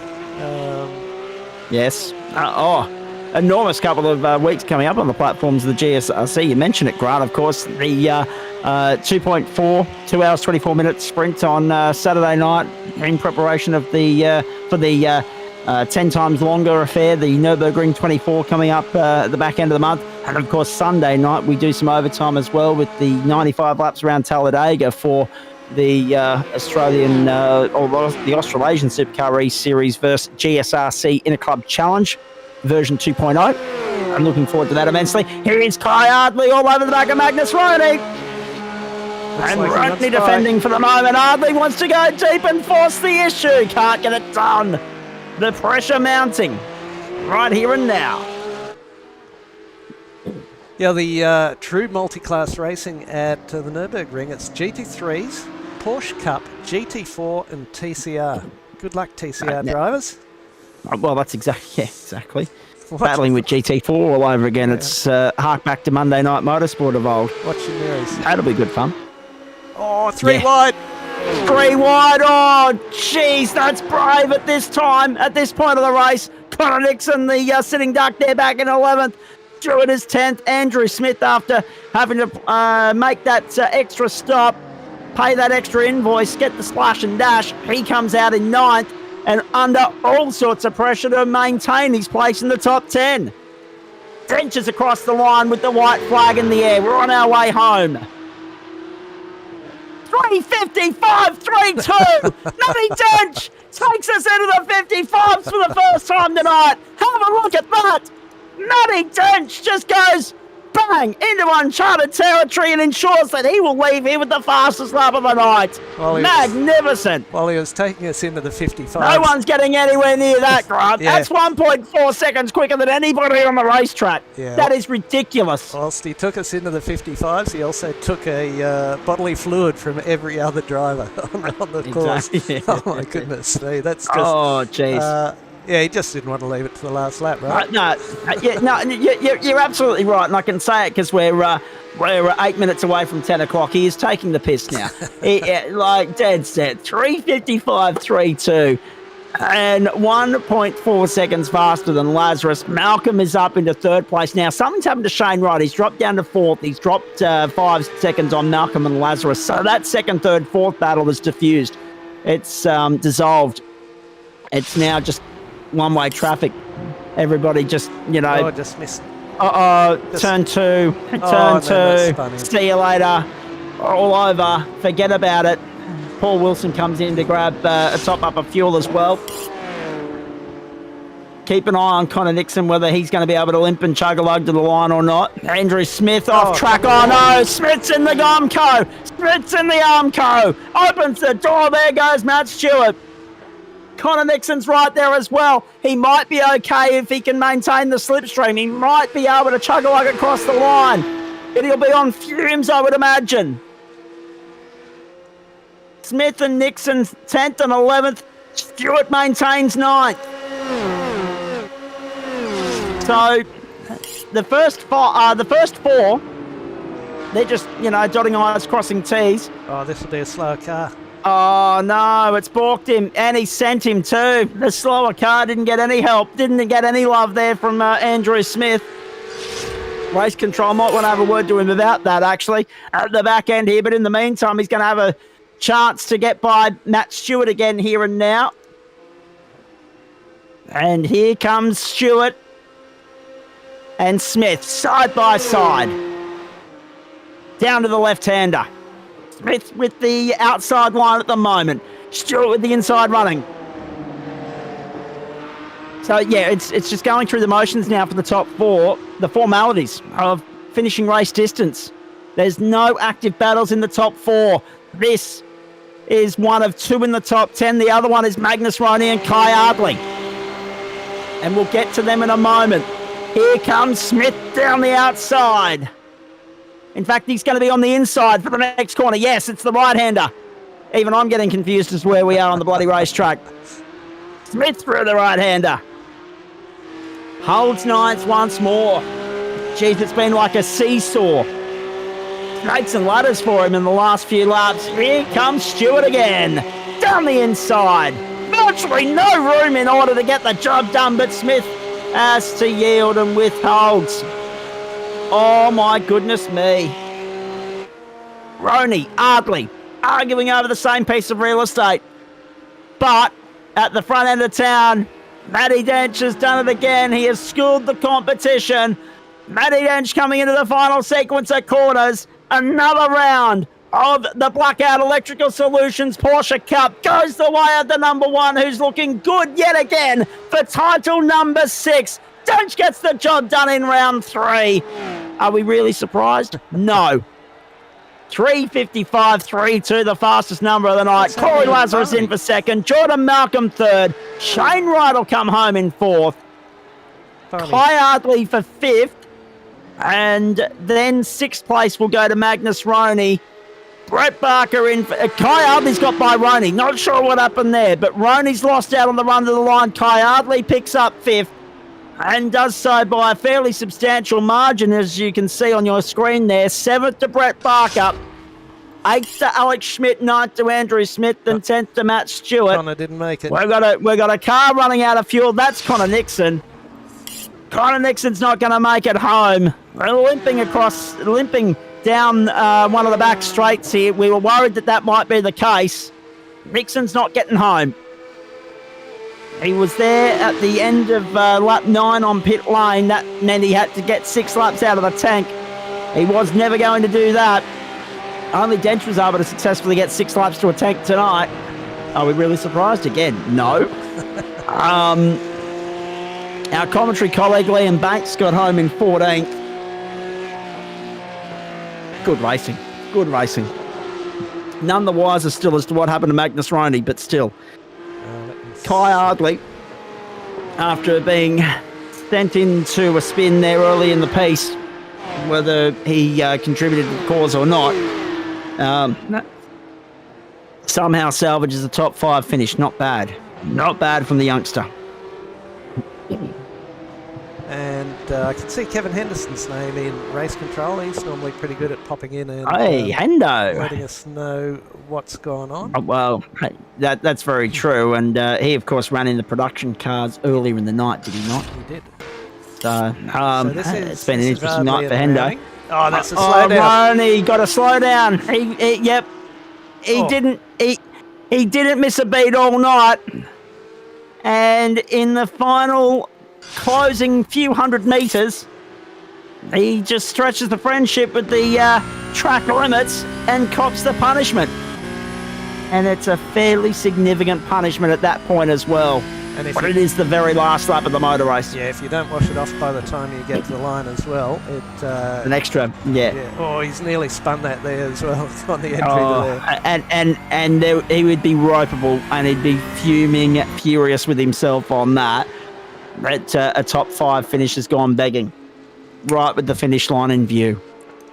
Well, that was well worth the price of admission, Grant. I thought so. I enjoyed that. Yeah, it was good. Thursday nights are good. It's different, but it's good. It is a different feel to it this year. We're very well aware of that. We don't have our TCRs. We don't have our Formula Vs. But we've got top shelf racing all the same. And yet again, well done to Blackout Electrical Solutions getting on board with the Porsche Cup. They haven't missed a beat so far this season. It was action-packed from first until last. Fair rate of attrition in the first couple of laps. A couple of drivers just, going too hard too early, being in the wrong place at the wrong time, falling foul of the usual Porsche, tyres not being warm enough, rear end dropping out from under you, all that garbage. But in the end, the more things change, the more they stay the same. Matty Dench schools the competition and wins by 6.5 seconds, which really is just insulting the rest of the field.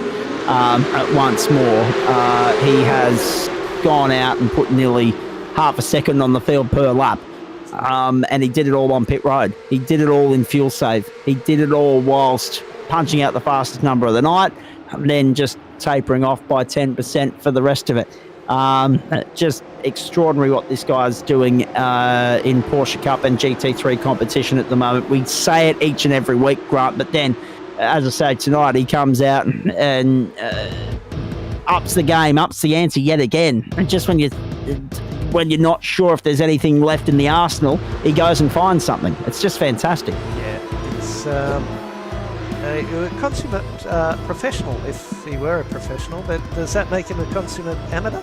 I don't know, but he certainly could fill any pair of shoes he'd like to put on a brake and a throttle pedal at any time. I don't think amateur is a word that we could ever use to describe M. Dench. I don't think it's in his vocabulary. I don't think he's ever used it before in his life. Apart from the The fact word that amateur? he's probably not getting paid, which is a true definition of professional. That's about the only pitfall in that argument at the moment. So well played to you, Mr. Gill. Also well played to Jordan Malcolm. Also well played to Joe Baldwin, trucker. Got up 16 spots in the end, mate, from 34th up to 18th. But you had to try and keep your nose clean early. The cars were going everywhere. They were, mate. It was just, they were spearing off left, right and centre, and this is actually my first race I've ever done here. Like, I was saying to the guys, what's with the jets flying over the top? And they're like, that's every race. I'm like, okay, well, I knew nothing. That's it. I did mention that you're not a great fan of doing enduros.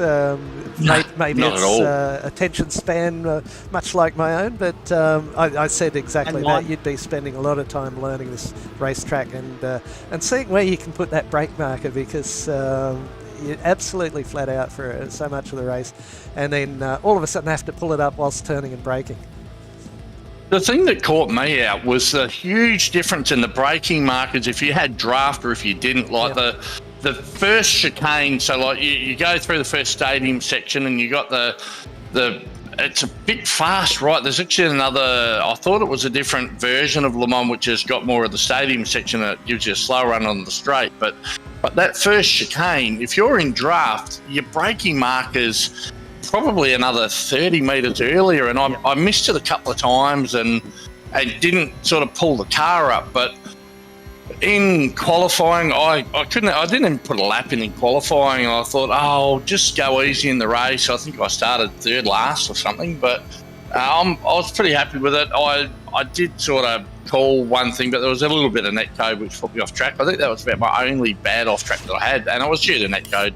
Kind of didn't do anything wrong. He left me heaps of room. It was just a netcode thing. So it's but it was good hard racing. And when Adam got to me, he's a lot faster. He knows the track, so I just got into the draft with him. And unfortunately for Paul, he made a mistake, and we managed to capitalise on it. Got me into the top 20, which I'm pretty happy with that. Like first drive here, and it's a tricky track, especially with this car and the big braking zones, and it's a notoriously difficult car to pull up at the best of times. Yeah, and I was saying during the course of the race that those S's, you've got to be in exactly the right spot at the start, because any mistake you make early on just gets compounded, and it gets harder and harder to actually keep the car on track through that sequence. And I saw you're taking a couple of interesting looks down the inside of some drivers here and there, and I thought, you're going to be in trouble in a minute. And, let's not.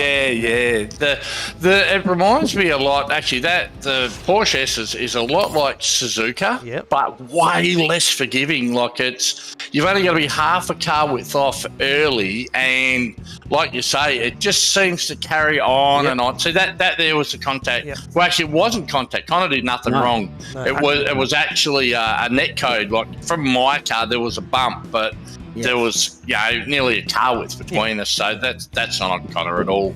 Which is weird, netcode, considering he's only half an hour up the road from where I live. But well, that's exactly.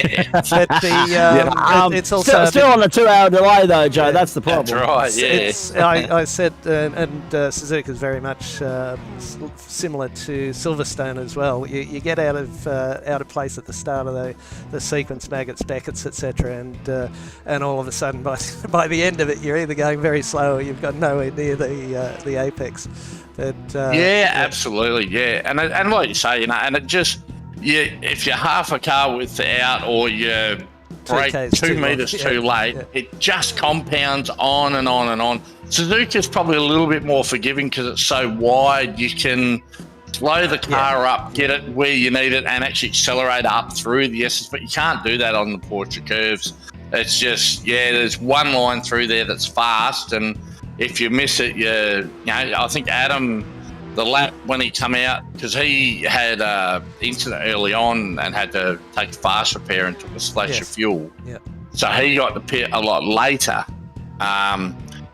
So he actually I think he did one pit stop more than everybody else, but he still finished in front of me, which showed his pace. But he picked me up a second and a half just in the Porsche curves, and when he got in front of me, I went, and the penny dropped. That's so how you do it. so hopefully it might be a little bit better. I think I got down into the low fours for lap time. I think 4:07, which is still 5 seconds off of Mr. Dench, of course. But he was the second and a half off everyone else as well. But that's right. There we go with some results. Just ridiculous. Matty Dench 6.5 seconds in front of Corey Lazarus, 9.5 in front of Jordan Malcolm, and 14, nearly 15 in front of Shane Wright. Dead set. Not a fair reflection of how good everybody else was throughout the course of the night. Just Dench doing superhuman things once more. Yeah, absolutely. I think if I go back through my thing here, I got a funny feeling car 1 actually had a penalty in the race. For the touch on Kayardi. Now that's a fair point, but we don't know how. 10 seconds? He had a 10-second penalty. Yep. Okay, now that would have been for the contact on Kayardi, so that changes things. If we can bring that up again, that'll put him into third, which will give Corey Lazarus the win, and it'll give Jordan Malcolm second. Should slot Dench into third. So now I should point out to you as well, Joe, and everybody else, we did mention during the call that race control might intervene there, but we weren't getting any communication from race control ourselves, so that's the first we're being made aware of it.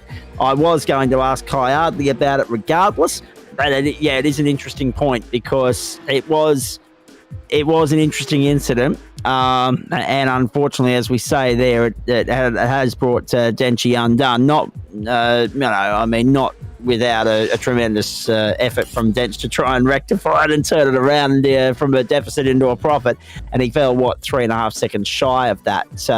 But in saying that, here it is again. Let's have a look through. And now that Denchi's joining us in the broadcast booth as well, we'll get heaps back on it in just a moment. I tell you what, it was touch and go as far as I was concerned. I'm interested to get the take of both Kayardi and Matty Dench now as well, because there's a fraction of a second there where it looks as though the rear end, and you saw it perfectly there a moment ago, Grant, thank you. Play it again. Let's go. Wiggle up. There looked as though there was a curb on the going on Kayardi's car on the right hand and not so much the left, and he took a lot of curb on the left as well. Let's have a look and here. There's another stab on the brakes right now. And there's the bobble as well, and then there's Matty Dench with nowhere to go. So that was why I thought it might be one of those no harm, no foul sort of moments. Obviously, with the memo that you've had, race control have said, actually, no, there is a case to answer for. Denchi, of course, holds the right to reply here and appeal that. And it looks like there's interesting grounds in which he may be able to do so. But let's not focus on that. Can I jump in? Let's actually get Denchi, welcome in. We're actually waiting for you to join us, mate. We've just been talking to Joe, and we appreciate Dane and Jordan, Kai, Corey, and Liam all standing by. But I do want to hear from you first, Denchi. Firstly, look, talk us through that incident, and secondly, I would have thought that 355.3 was just taking the piss a little bit. I mean, I was trying to get that 10-second gap, but can we get an onboard from Kai at normal speed so we can hear his car? Well, I was going to say we won't hear in the broadcast booth, but everybody watching at home will. What lap was it, gentlemen? And Grant will as well. Oh, this was early in the piece, lap 2, lap 3. What were you listening for, Matthew? Downshift and hard right off the curb, no throttle. Okay, so Grant, I'll let you take us through that, and you can describe it to us for those of us that can't actually hear the FX at the moment. Yeah, down the first. Yeah. So he's shifted. You wouldn't normally shift down the first there. No, he'd be on throttle, like off that last inside apex. Yeah, but there was also a second dab of the brakes, which we noticed. which is exactly why I might bring Kai Ardley in at this point in time. Now, I don't want this to get into a slanging match because I've got to go and record something for West Bromwich Radio in the not too distant future. But at the same time, was definitely a missed shift down to first. 100%. We do need to obviously elaborate on this because this was a pivotal moment in the race because obviously it impacted Kai's night. It may also impact Matt's night depending upon what the stewards have to say about this. Kai Ardley, your take on all of that, please, and well done on salvaging fifth in the end. Yeah, I don't know. I definitely didn't intentionally shift down to first there by any means at all. I think the car had a little wobble there. I did tap the brakes to level it up, but yeah, I think the contact was not avoidable.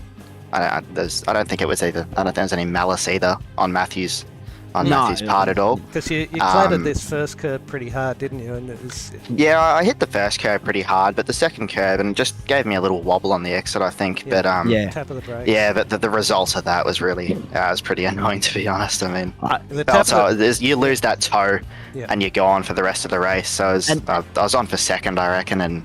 Yeah, and that's the critical talking point, isn't it, mate?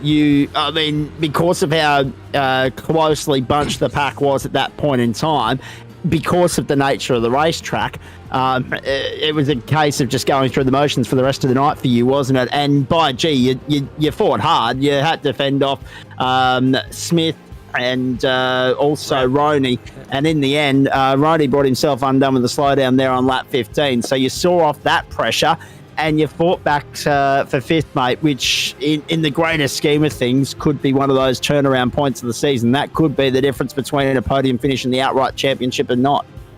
Yeah, I mean, I had a good race there with those guys, but not the race I wanted to have. Well, you had great pace as well. Yeah, I did have good pace. I think if I would have been able to keep that toe, would have saved my tyres a little bit, saving me from having to push so hard and having some drop off towards the end of the race, and been able to knock up some of those harder, faster times towards the end, and yeah, just wasn't able to without the toe.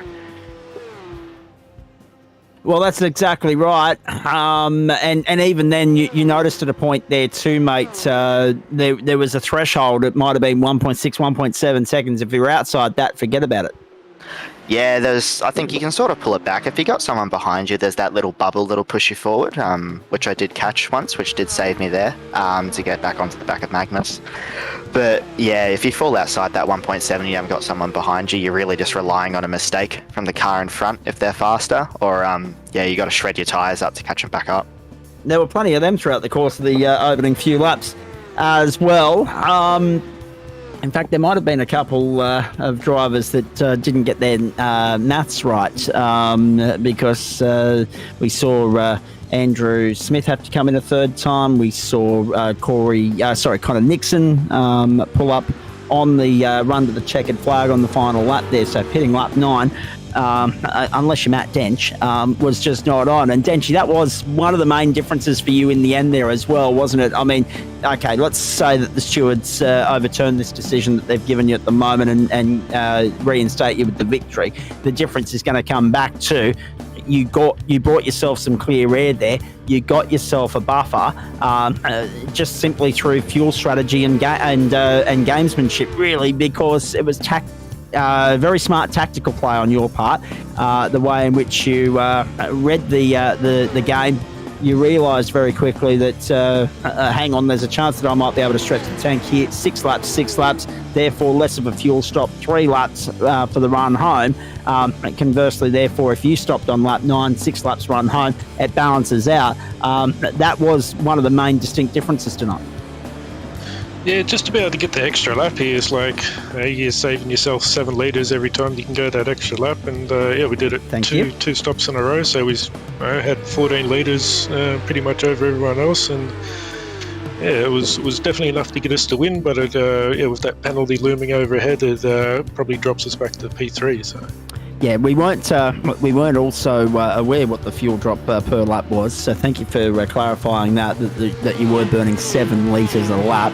We knew it would be more than any other racetrack. We knew, therefore, how lengthy these fuel stops were going to be, and it was very clear early in the piece that it was going to be a 2-stopper. In saying all of that, mate, apart from that little moment, the rest of it was clinical and faultless.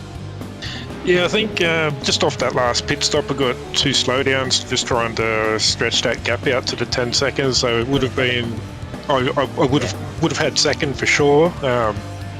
It would have been really close to 10 seconds, probably about 9 or so, had I not made those couple of mistakes. But yeah, it was pretty fun. Well, I was going to say, if you want us to let you go so you can have a chat with Hendo about it, go your hardest. I've already been down there and had a chat with him. He's sticking to his guns, mate. Oh, okay, righto. All right, well, you I was going to say that Stewart's is page if you want to do that as well. That's an option. exactly. All So drivers on the website was Stewart's page. 100%. All right. Well, I was going to say, well done, Hendo, sticking to his guns. But at the same time, yeah, it might be one of those incidents that does need 2 or 3 sets of eyeballs on it. We do have a couple of them occasionally. Hey, Denchi, well done on all of that. If it is third, it is third. But if it's another W, it's another box ticked. And we press on next week and we go off to the Silverstone Grand Prix circuit. Here we go. Now, this will be interesting because this will be a 40-minute race and another long, fast-flowing racetrack where if you don't hit your markers, you pay the price once more. What are your thoughts on Silverstone? Yeah, Silverstone's another really tricky track. If it's super easy to overdrive the car into like quite a few of the corners, so you just got to be nice and patient and let the times come to you there. All right, mate, very nicely done.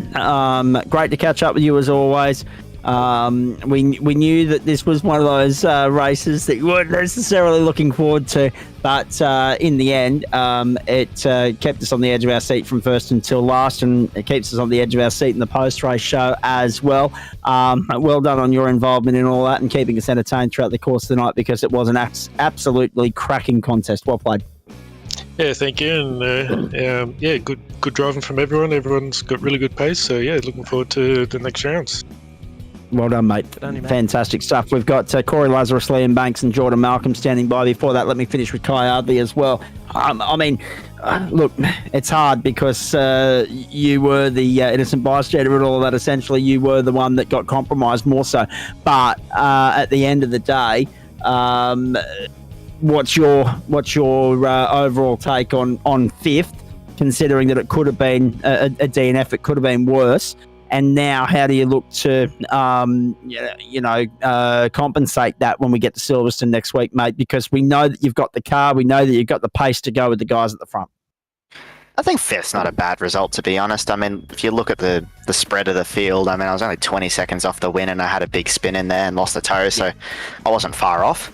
I think that's a pretty good result considering there were guys on the outer edge of the 10 that were a minute off. So I think that's not a bad result overall to recover up to fifth. I'm happy with that, but going back to the actual incident, if the penalty actually gets revoked, I think the points actually work out better for me as if they stay if they are. So I think I'm not really bothered with the outcome of that because it'll put Dench back up there and it'll reduce the points for Corey and Shane. So I think whatever happens, and I'm not going to complain either way. All right, mate. Very nicely done. Hey, thanks for coming in and having a chat about that because, it was... The mate, like there were a lot of incidents in those first few laps, cars spinning and pirouetting everywhere and collecting innocent bystanders on the way through. But that was the main one that we wanted to debrief post-race. So appreciate you coming in to do so, and we look forward to seeing you at Silverstone. Yeah, no problem. Thanks, guys. All right, let's press on here because already we're staring down overtime. Once more, Grant, we're already doing overtime on Sunday, so the less of it, the better. Let's go to Jordan Malcolm at this point in time because he was rather prompt and punctual in getting here. Jordan, mate, well played. It was hard fought. There's no doubt about that in the early stages. You were there or thereabouts, but again, losing the toe proved to be where it fell apart, unfortunately. But well done on getting back to third in the end and getting by a late spin for Shane Wright, Kai's downfall as well, and obviously Magnus had his slowdown. You were right there. You were on the precipice of battling Shane, and then all of a sudden the back wheels came out from under him, and in you come and sweep up third. Yeah, but it was a good run. Could be second. It could be second, but I'm going to treat it as a third.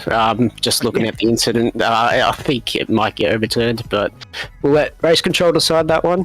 But yeah, overall, I was just happy to keep up with the front boys because I just don't really have the pace in these cars, and to, be up the front in the mix is really good fun. And I'm going to say it again. I do apologise to Corey on that pit entry that second time round.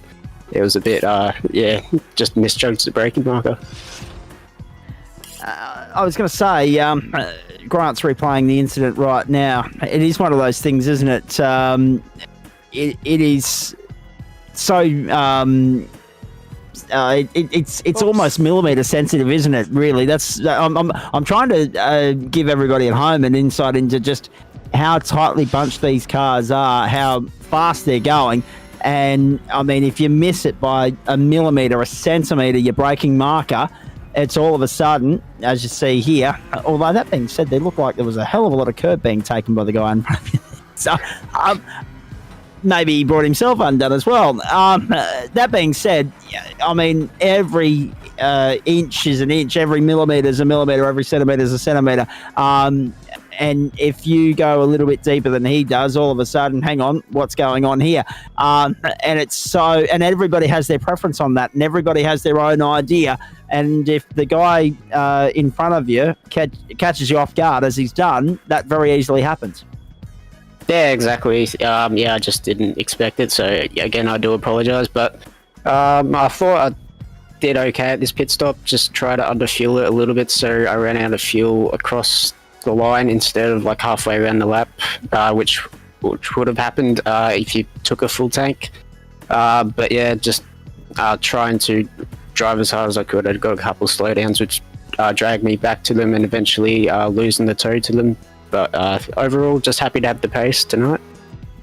Well done. Yeah, you're a bit slow compared to Matt. He did 9.8, you did 11.8. But having said that, you're 2.8 seconds faster than Corey and 1.2 seconds faster than Mr. Wright.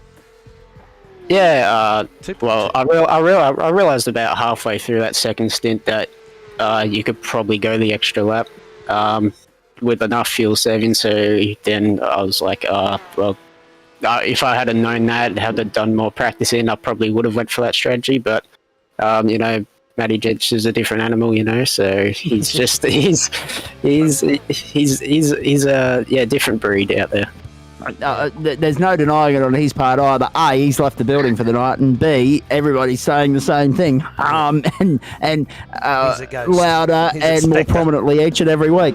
Yeah, exactly. Mate, obviously that's a great confidence booster for you, though, the podium finish. How do you look to build on that as the season goes on, remembering that that was probably one of the more challenging races because of the nature of the circuit? You lose the toe, you're out of business, etc. and so forth. And you had to keep your nose clean, and you had to get your numbers right. Now we go back into sprint racing for the next couple of weeks, a 40-minute race next week at Silverstone, and then sprint racing at the Nürburgring proper on the Grand Prix configuration. So what are your thoughts on those? This race was certainly one that I was looking forward to, even though I don't really like the car too much. Le Mans is a track I tend to do okay at, so I was keen to see how my pace stacked up. The next 4 or so weeks, not looking to flash, so we'll try and put some practice in, but yeah, my main focus is going to be GT4, so we're not looking at championship aspirations here, so we'll just see how well we do in the end. Well, it might not be aspirations just at the moment, but you're running in third place, and you won't have done yourself too much damage, because I don't think Gordon Ramsay, who's in fourth, was here. And Guy Leach, I don't think, had a particularly good night either, so running down in 23rd in that second one. So looks like you're still in podium spots to me. Could be wrong, but that's fantastic. I wish I had the problem of not enjoying a car and not being very fast and still being third in the championship, but that's the way it goes. I don't think I'm third in the championship. Considering I thought I was talking to Kai for a moment. No, that's right. Yeah, I was going to say Jordan's down in 12th at the moment, Grant, considering the DNF there last week. So young blokes all sound the same to me. Oh, good on you, Grant. Excuses, as they say in the old school. No, Jordan, just to finish with you, though, it was important that you turned around that what's likely to be a drop round last week into a result this week, because at the end of the day, you've probably only got one more drop round to play with. Yeah, exactly. But if I do have a couple of shockers, it is what it is. I'm not really looking for the championship too much, so we'll just do the best we can. All right, mate. Very nicely done. Going to let you get out of here because it's already 25 past 10. Past your bedtime. Not past my bedtime. I want to start watching Home and Away. No, at the end of the day, we are running. Yeah, I've got work to do and then Home and Away, so it'll be about 1 o'clock by the time I get to bed the way I'm going. But in saying all of that, no, we'll let Jordan go because I want to talk to Corey and Liam before we get out of here, and it'll probably be 20 to 11 before we do that. At this point, it's always a later finish on the back of a 60-minute race. Jordan, well done, mate. Look forward to seeing you go around in Monday night's GT4 outing, of course, on the back of your win there earlier in the week. So 2 podiums in the week, not bad. Yeah, not bad. Yeah, we'll see you guys next week. Good on you, Jordan. Thank you. Right. Corey Lazarus, geez, what a night, eh?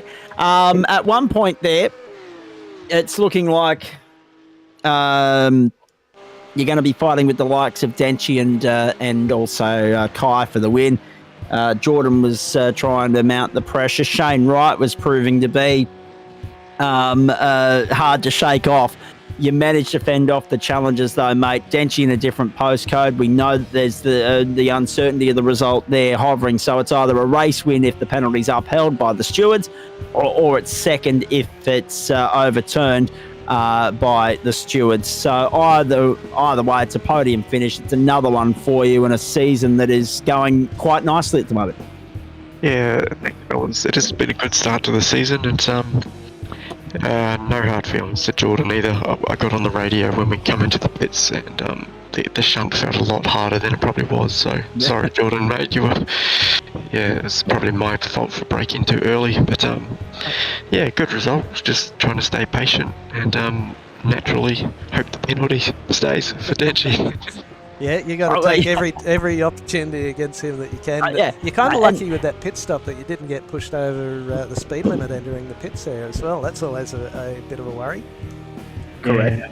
Yeah, super true. And I've heard Denchi say that he takes the pit limiter off, and I tried it, and I went over quite a bit, and I was really expecting a black flag, but it didn't come.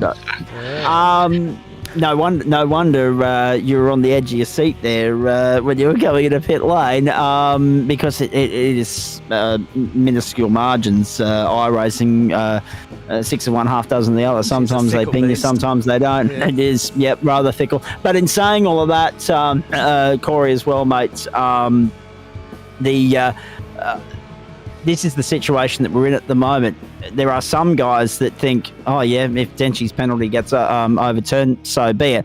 You definitely want it to be upheld. That would benefit you greatly, especially at this point of the championship where you are his nearest opponent, his nearest challenger, his likely only challenger this season, with no disrespect to anybody else. It would be just the smallest smidgen of a leg up for you at a critical point of the championship. Yeah, of course, mate. Anybody who's competitive wants to win. And, it was a very unfortunate incident, and I feel sorry for Kai as well, and for Matty, because, there was no intentions to do anything like that. But, look, I need to take as many points as possible and scoop up as much luck as I possibly can along the way. And 2 weeks in a row. So, yeah, absolutely, I hope it gets upheld. Oh, when Achilles' armour just hoiks a bit up above his ankle, you've got to take the opportunity and slash at that tendon, don't you? Absolutely, mate. Yeah, it was really tough one for both of the boys, but we'll see what happens. Just your overall thoughts on the race, your personal race over 60 minutes there. It is such a tough slog around this circuit because every braking marker, every turning point is so critical because of all the reasons we've just mentioned with regards to the slipstream, the toe, and the margin for error as well. Yeah, from my point of view, it was just I tried to stay just calm and patient the whole way, even from the start. I didn't want to fight with Andrew Smith or any of the other lads. Malcolm Jordan was super quick, but it was just a long race, so it was just sit back, bide your time, stay in the tow, and hope some other boys make some mistakes. And I didn't get a single slowdown, which helped. And Excellent. yeah, it was just a matter of just staying with everybody, you know, and see how it runs to the last couple of laps. That's Well, how the very long nice. runs go. Yeah. Yeah. Yeah, exactly right. And I guess second the dench or first at the end of the night, it's a win-win for you either way here, because at the moment you're hitting your markers, you're making every post your winner, and it's a long 7 weeks still to come. So with that in mind, your thoughts on Silverstone next week? Yeah, Silverstone, I love it.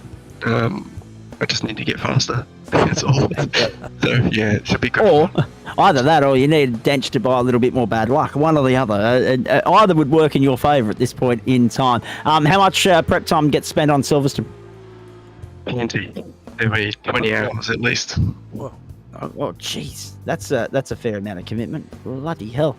Well, you don't get better by sitting out the backyard drinking beers, do you? No, that's true.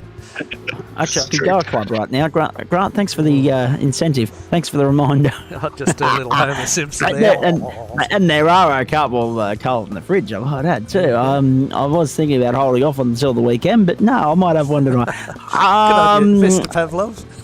Yeah, why not? Hey, Corey, thanks for stopping on by and having a chat, mate. I appreciate it. Good one. And more important to let him go as well, because there's a little NZ next to his name on the little Discord badge there. Yes, he's across the ditch, and it's already 12:30 a.m. That sounded Friday like morning he was over there. trying not to wake someone as well. Well, either that, or it sounded as though he needed to go to sleep himself. One or the other, probably both, actually. Righto, Liam Banks.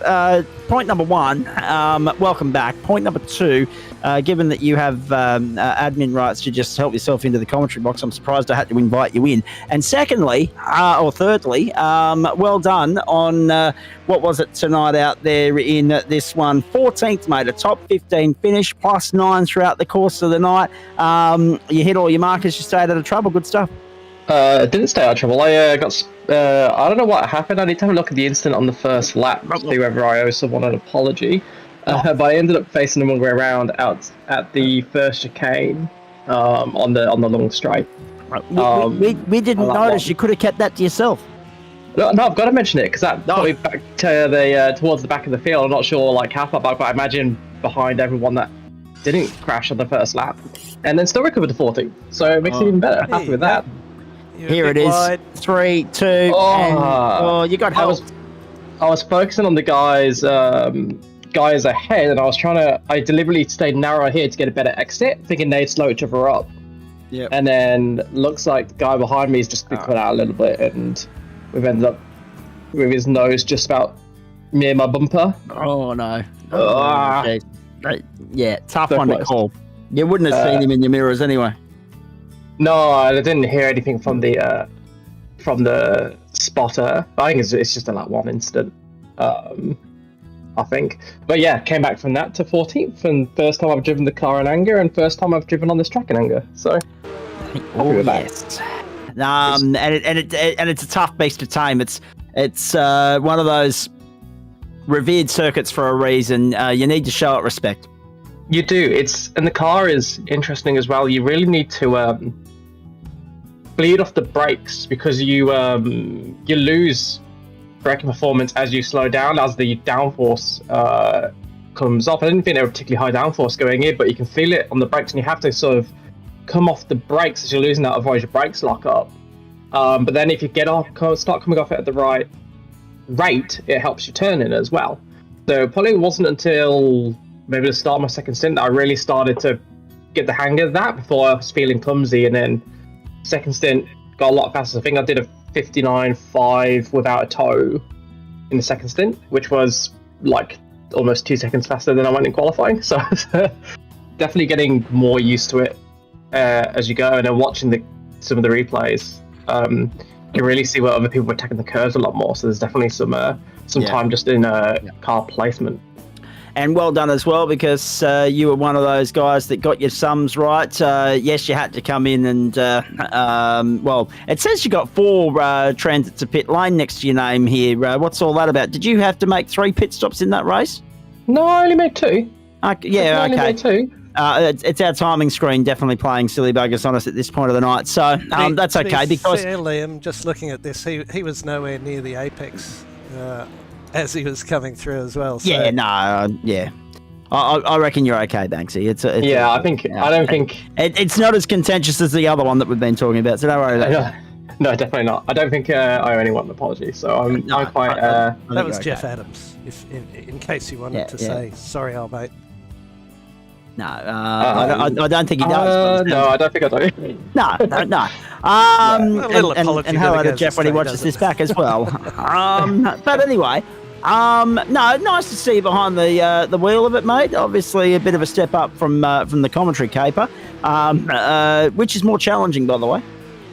Actually, it depends on the car and track. I'm tempted to say the commentary, particularly if you buy yourself. That's if when you buy yourself and there's like 30 cars. That's just remembering where anybody was at any point in the race is a minor miracle. Yes, I know what you mean. Yep. Yeah. Apologies for that. I wasn't feeling very well. Glad that you're on the mend though. Yeah. On the mend a bit. I'll talk to you offline about a little bit about that. And then, really good. And then I was chasing Darren Johnstone at the end as well. So that gap at the end was just under 4 seconds. And when I came out of the pits, it was about 10. And I thought I might get him, but then I got a slow down and had a poor lap, which cost me about 3 seconds, I reckon. So it would have been really tight had I really nailed the end of the race. But it was really good fun. I'll definitely be back out for Silverstone because that's a great track. And that's the thing around here.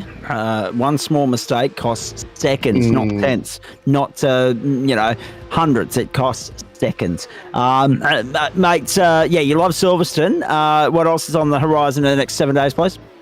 USF 2000. Hopefully, I'll make it further than I think across the 2 races. I made it 4 corners last week. So, and none of incident was my fault. So, at least I don't think it was my fault. So, hopefully, given it's an oval, I'll get a bit further next time. And then, of course, we got the GT4s and the GT3s on Monday, which will be a lot of fun to get behind. And of course, the Interclub Challenge on Sunday night as well. So lots to look forward to. And if you're really tempted to test yourself, the Nürburgring 2.4 on Saturday night as well. So a lot to look forward to on the platforms of the Gentleman Sim Racing Club. Hey, Liam, well done, mate. Nice recovery in the end, as you say there. A lot of guys ran into a lot more trouble than you did throughout the course of the evening, so you kept your nose clean, relatively speaking, which is good to see. Got your numbers right, your maths right, 2 stops. That was the and 5 and 10 seemed to be the common denominators there when the majority of the field completed their transits along pit lane. I look forward to your company again on Monday night, mate. Thanks for that. Yeah, cheers. Good on you, Liam. Grant, what was your highlight of the night before we wrap up, please? I really enjoyed the production cars. There's a lot of really close racing there, but Matty Dench 1.5 seconds faster on the second to last lap. That kind of is just thumbing your nose at your competitors. But, just a little bit. Well done. Just a little bit. Yeah, that stands out as something quite extraordinary. Just extracting a bit too much, I would have thought. Yes. But that's just energy before you're taking it to the next level. Leave us all dry. Yeah, exactly. Let's thank some sponsors and plug some things before we get out of here. Done that. Yeah, 100% you have. But let's do it again. Big thanks to Waste Options, of course, naming right sponsor of Monday Night Motorsport. Blackout Electrical Solutions, naming right sponsor of the Porsche Cup. Login Systems, the great people that bring you the GT3 Endurance Championship on the last Sunday of the month. West Orange Motors, of course, good on you, Dave, mate. Astute Finance, Insurance and Wealth in East Brisbane. Fisher Indoor Lawyers, who I'll be calling as soon as the Queensland Government catch up with me. And, of course, Flash Graphics as well. Let's have a look at what's coming your way on the platforms of the Gentleman Sim Racing Club. And we remind you that week 3 is not done yet. Tomorrow night, Phoenix, the first of the ovals for the USF 2000s, Wings and Slicks.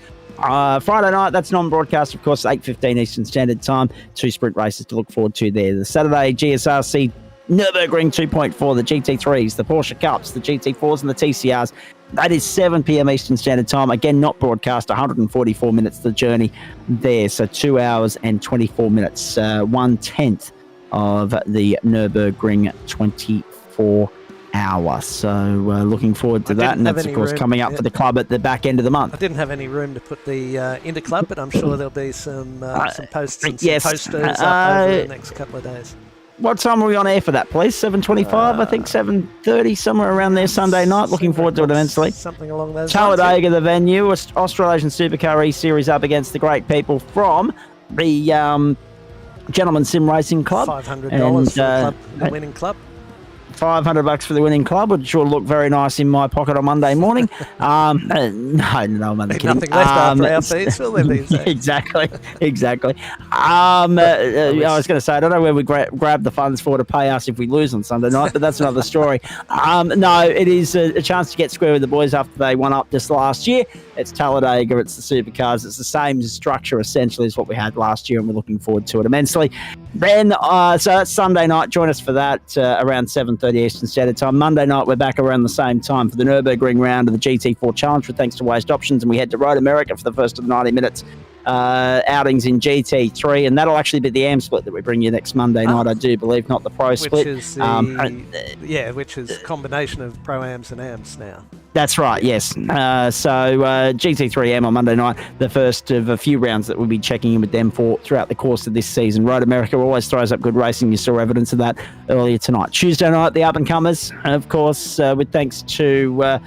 no one at the moment. We haven't got a naming rights sponsor for that right now. I've been so used to saying Walbundry Hotel for all these years. I got caught out by my own sentence structure there. Up and comers, of course, Formula V, Tuesday night heat racing, venue yet to be confirmed. And then Wednesday night, the new Wednesday night combo, New Hampshire on the South Oval Road course. Geez, that'll be a good one. 3 sprint races in Formula Ford, and then, of course, off to the circuit to Spa-Francorchamps for a 40-minute race in the V8 Supercars. Thursday night, we're back with you for the second one of May. And we're off to the Ritskogen Motor Centre in Norway first up for the Production Car Challenge and the Renault Clio Cup cars. 2 sprint races there, 7:30 Eastern Standard Time, followed by 40 minutes around Silverstone and the Porsche Cup immediately afterwards, and a start time of 8:45 thanks to Blackout Electrical Solutions. GSRC.inc. If you want to get your hands on some merch, old model club shirts currently going for $10 a pop, thanks to John Simpson, because Simo needs to get rid of them. The wife's sick of them sitting in boxes, apparently. I read that this morning. Yeah. So GSRC.myshopify.com. Get your hands on a couple of the old comfy T-shirts that have got all the club paraphernalia and sponsors and whatnot on them. They're very comfy. I wear them to bed. That's how comfy they are, and you need to be comfy to sleep. The GSRC Endurance Championship continues, of course, Sunday the 28th of May. Big weekend of motorsport, that Indy 500, Monaco Grand Prix, Coke 600, but also 4 hours around Road Atlanta. Penultimate round of the GSRC GT3 Endurance Championship with thanks to login systems. That's it from us. We're done. Thursday night motorsport on the platforms of the Gentleman Sim Racing Club. On behalf of Grant Gill and the rest of the broadcast commentary and production team, I'm Zach Caban. Have a great weekend, everybody. We'll let you know the result of the Porsche Cup once it's official and known on Monday night, most likely. Geez, don't envy the stewards. No. Tomorrow morning, no doubt about that. But of course, well done to the Mustang boys, the production car boys, because they put on one hell of a show around Road America in the entree tonight. We've had great fun at Le Mans as well. Round 3 is done. Week 3 of Term 2 is done for us. We'll see you Sunday night for the Interclub Challenge. Monday for Waste Options GT3 and GT4. Until then, on behalf of Grant Gill and the rest of the team, I'm Zach Caban. Have a great weekend, everybody. Plenty of sport happening right across the continent and right around the world as well, and even a king's coronation apparently in Buckingham Palace. But anyway, yeah, exactly. We're done on that note. Thanks for your company. See you on Sunday night. Bye for now. Right.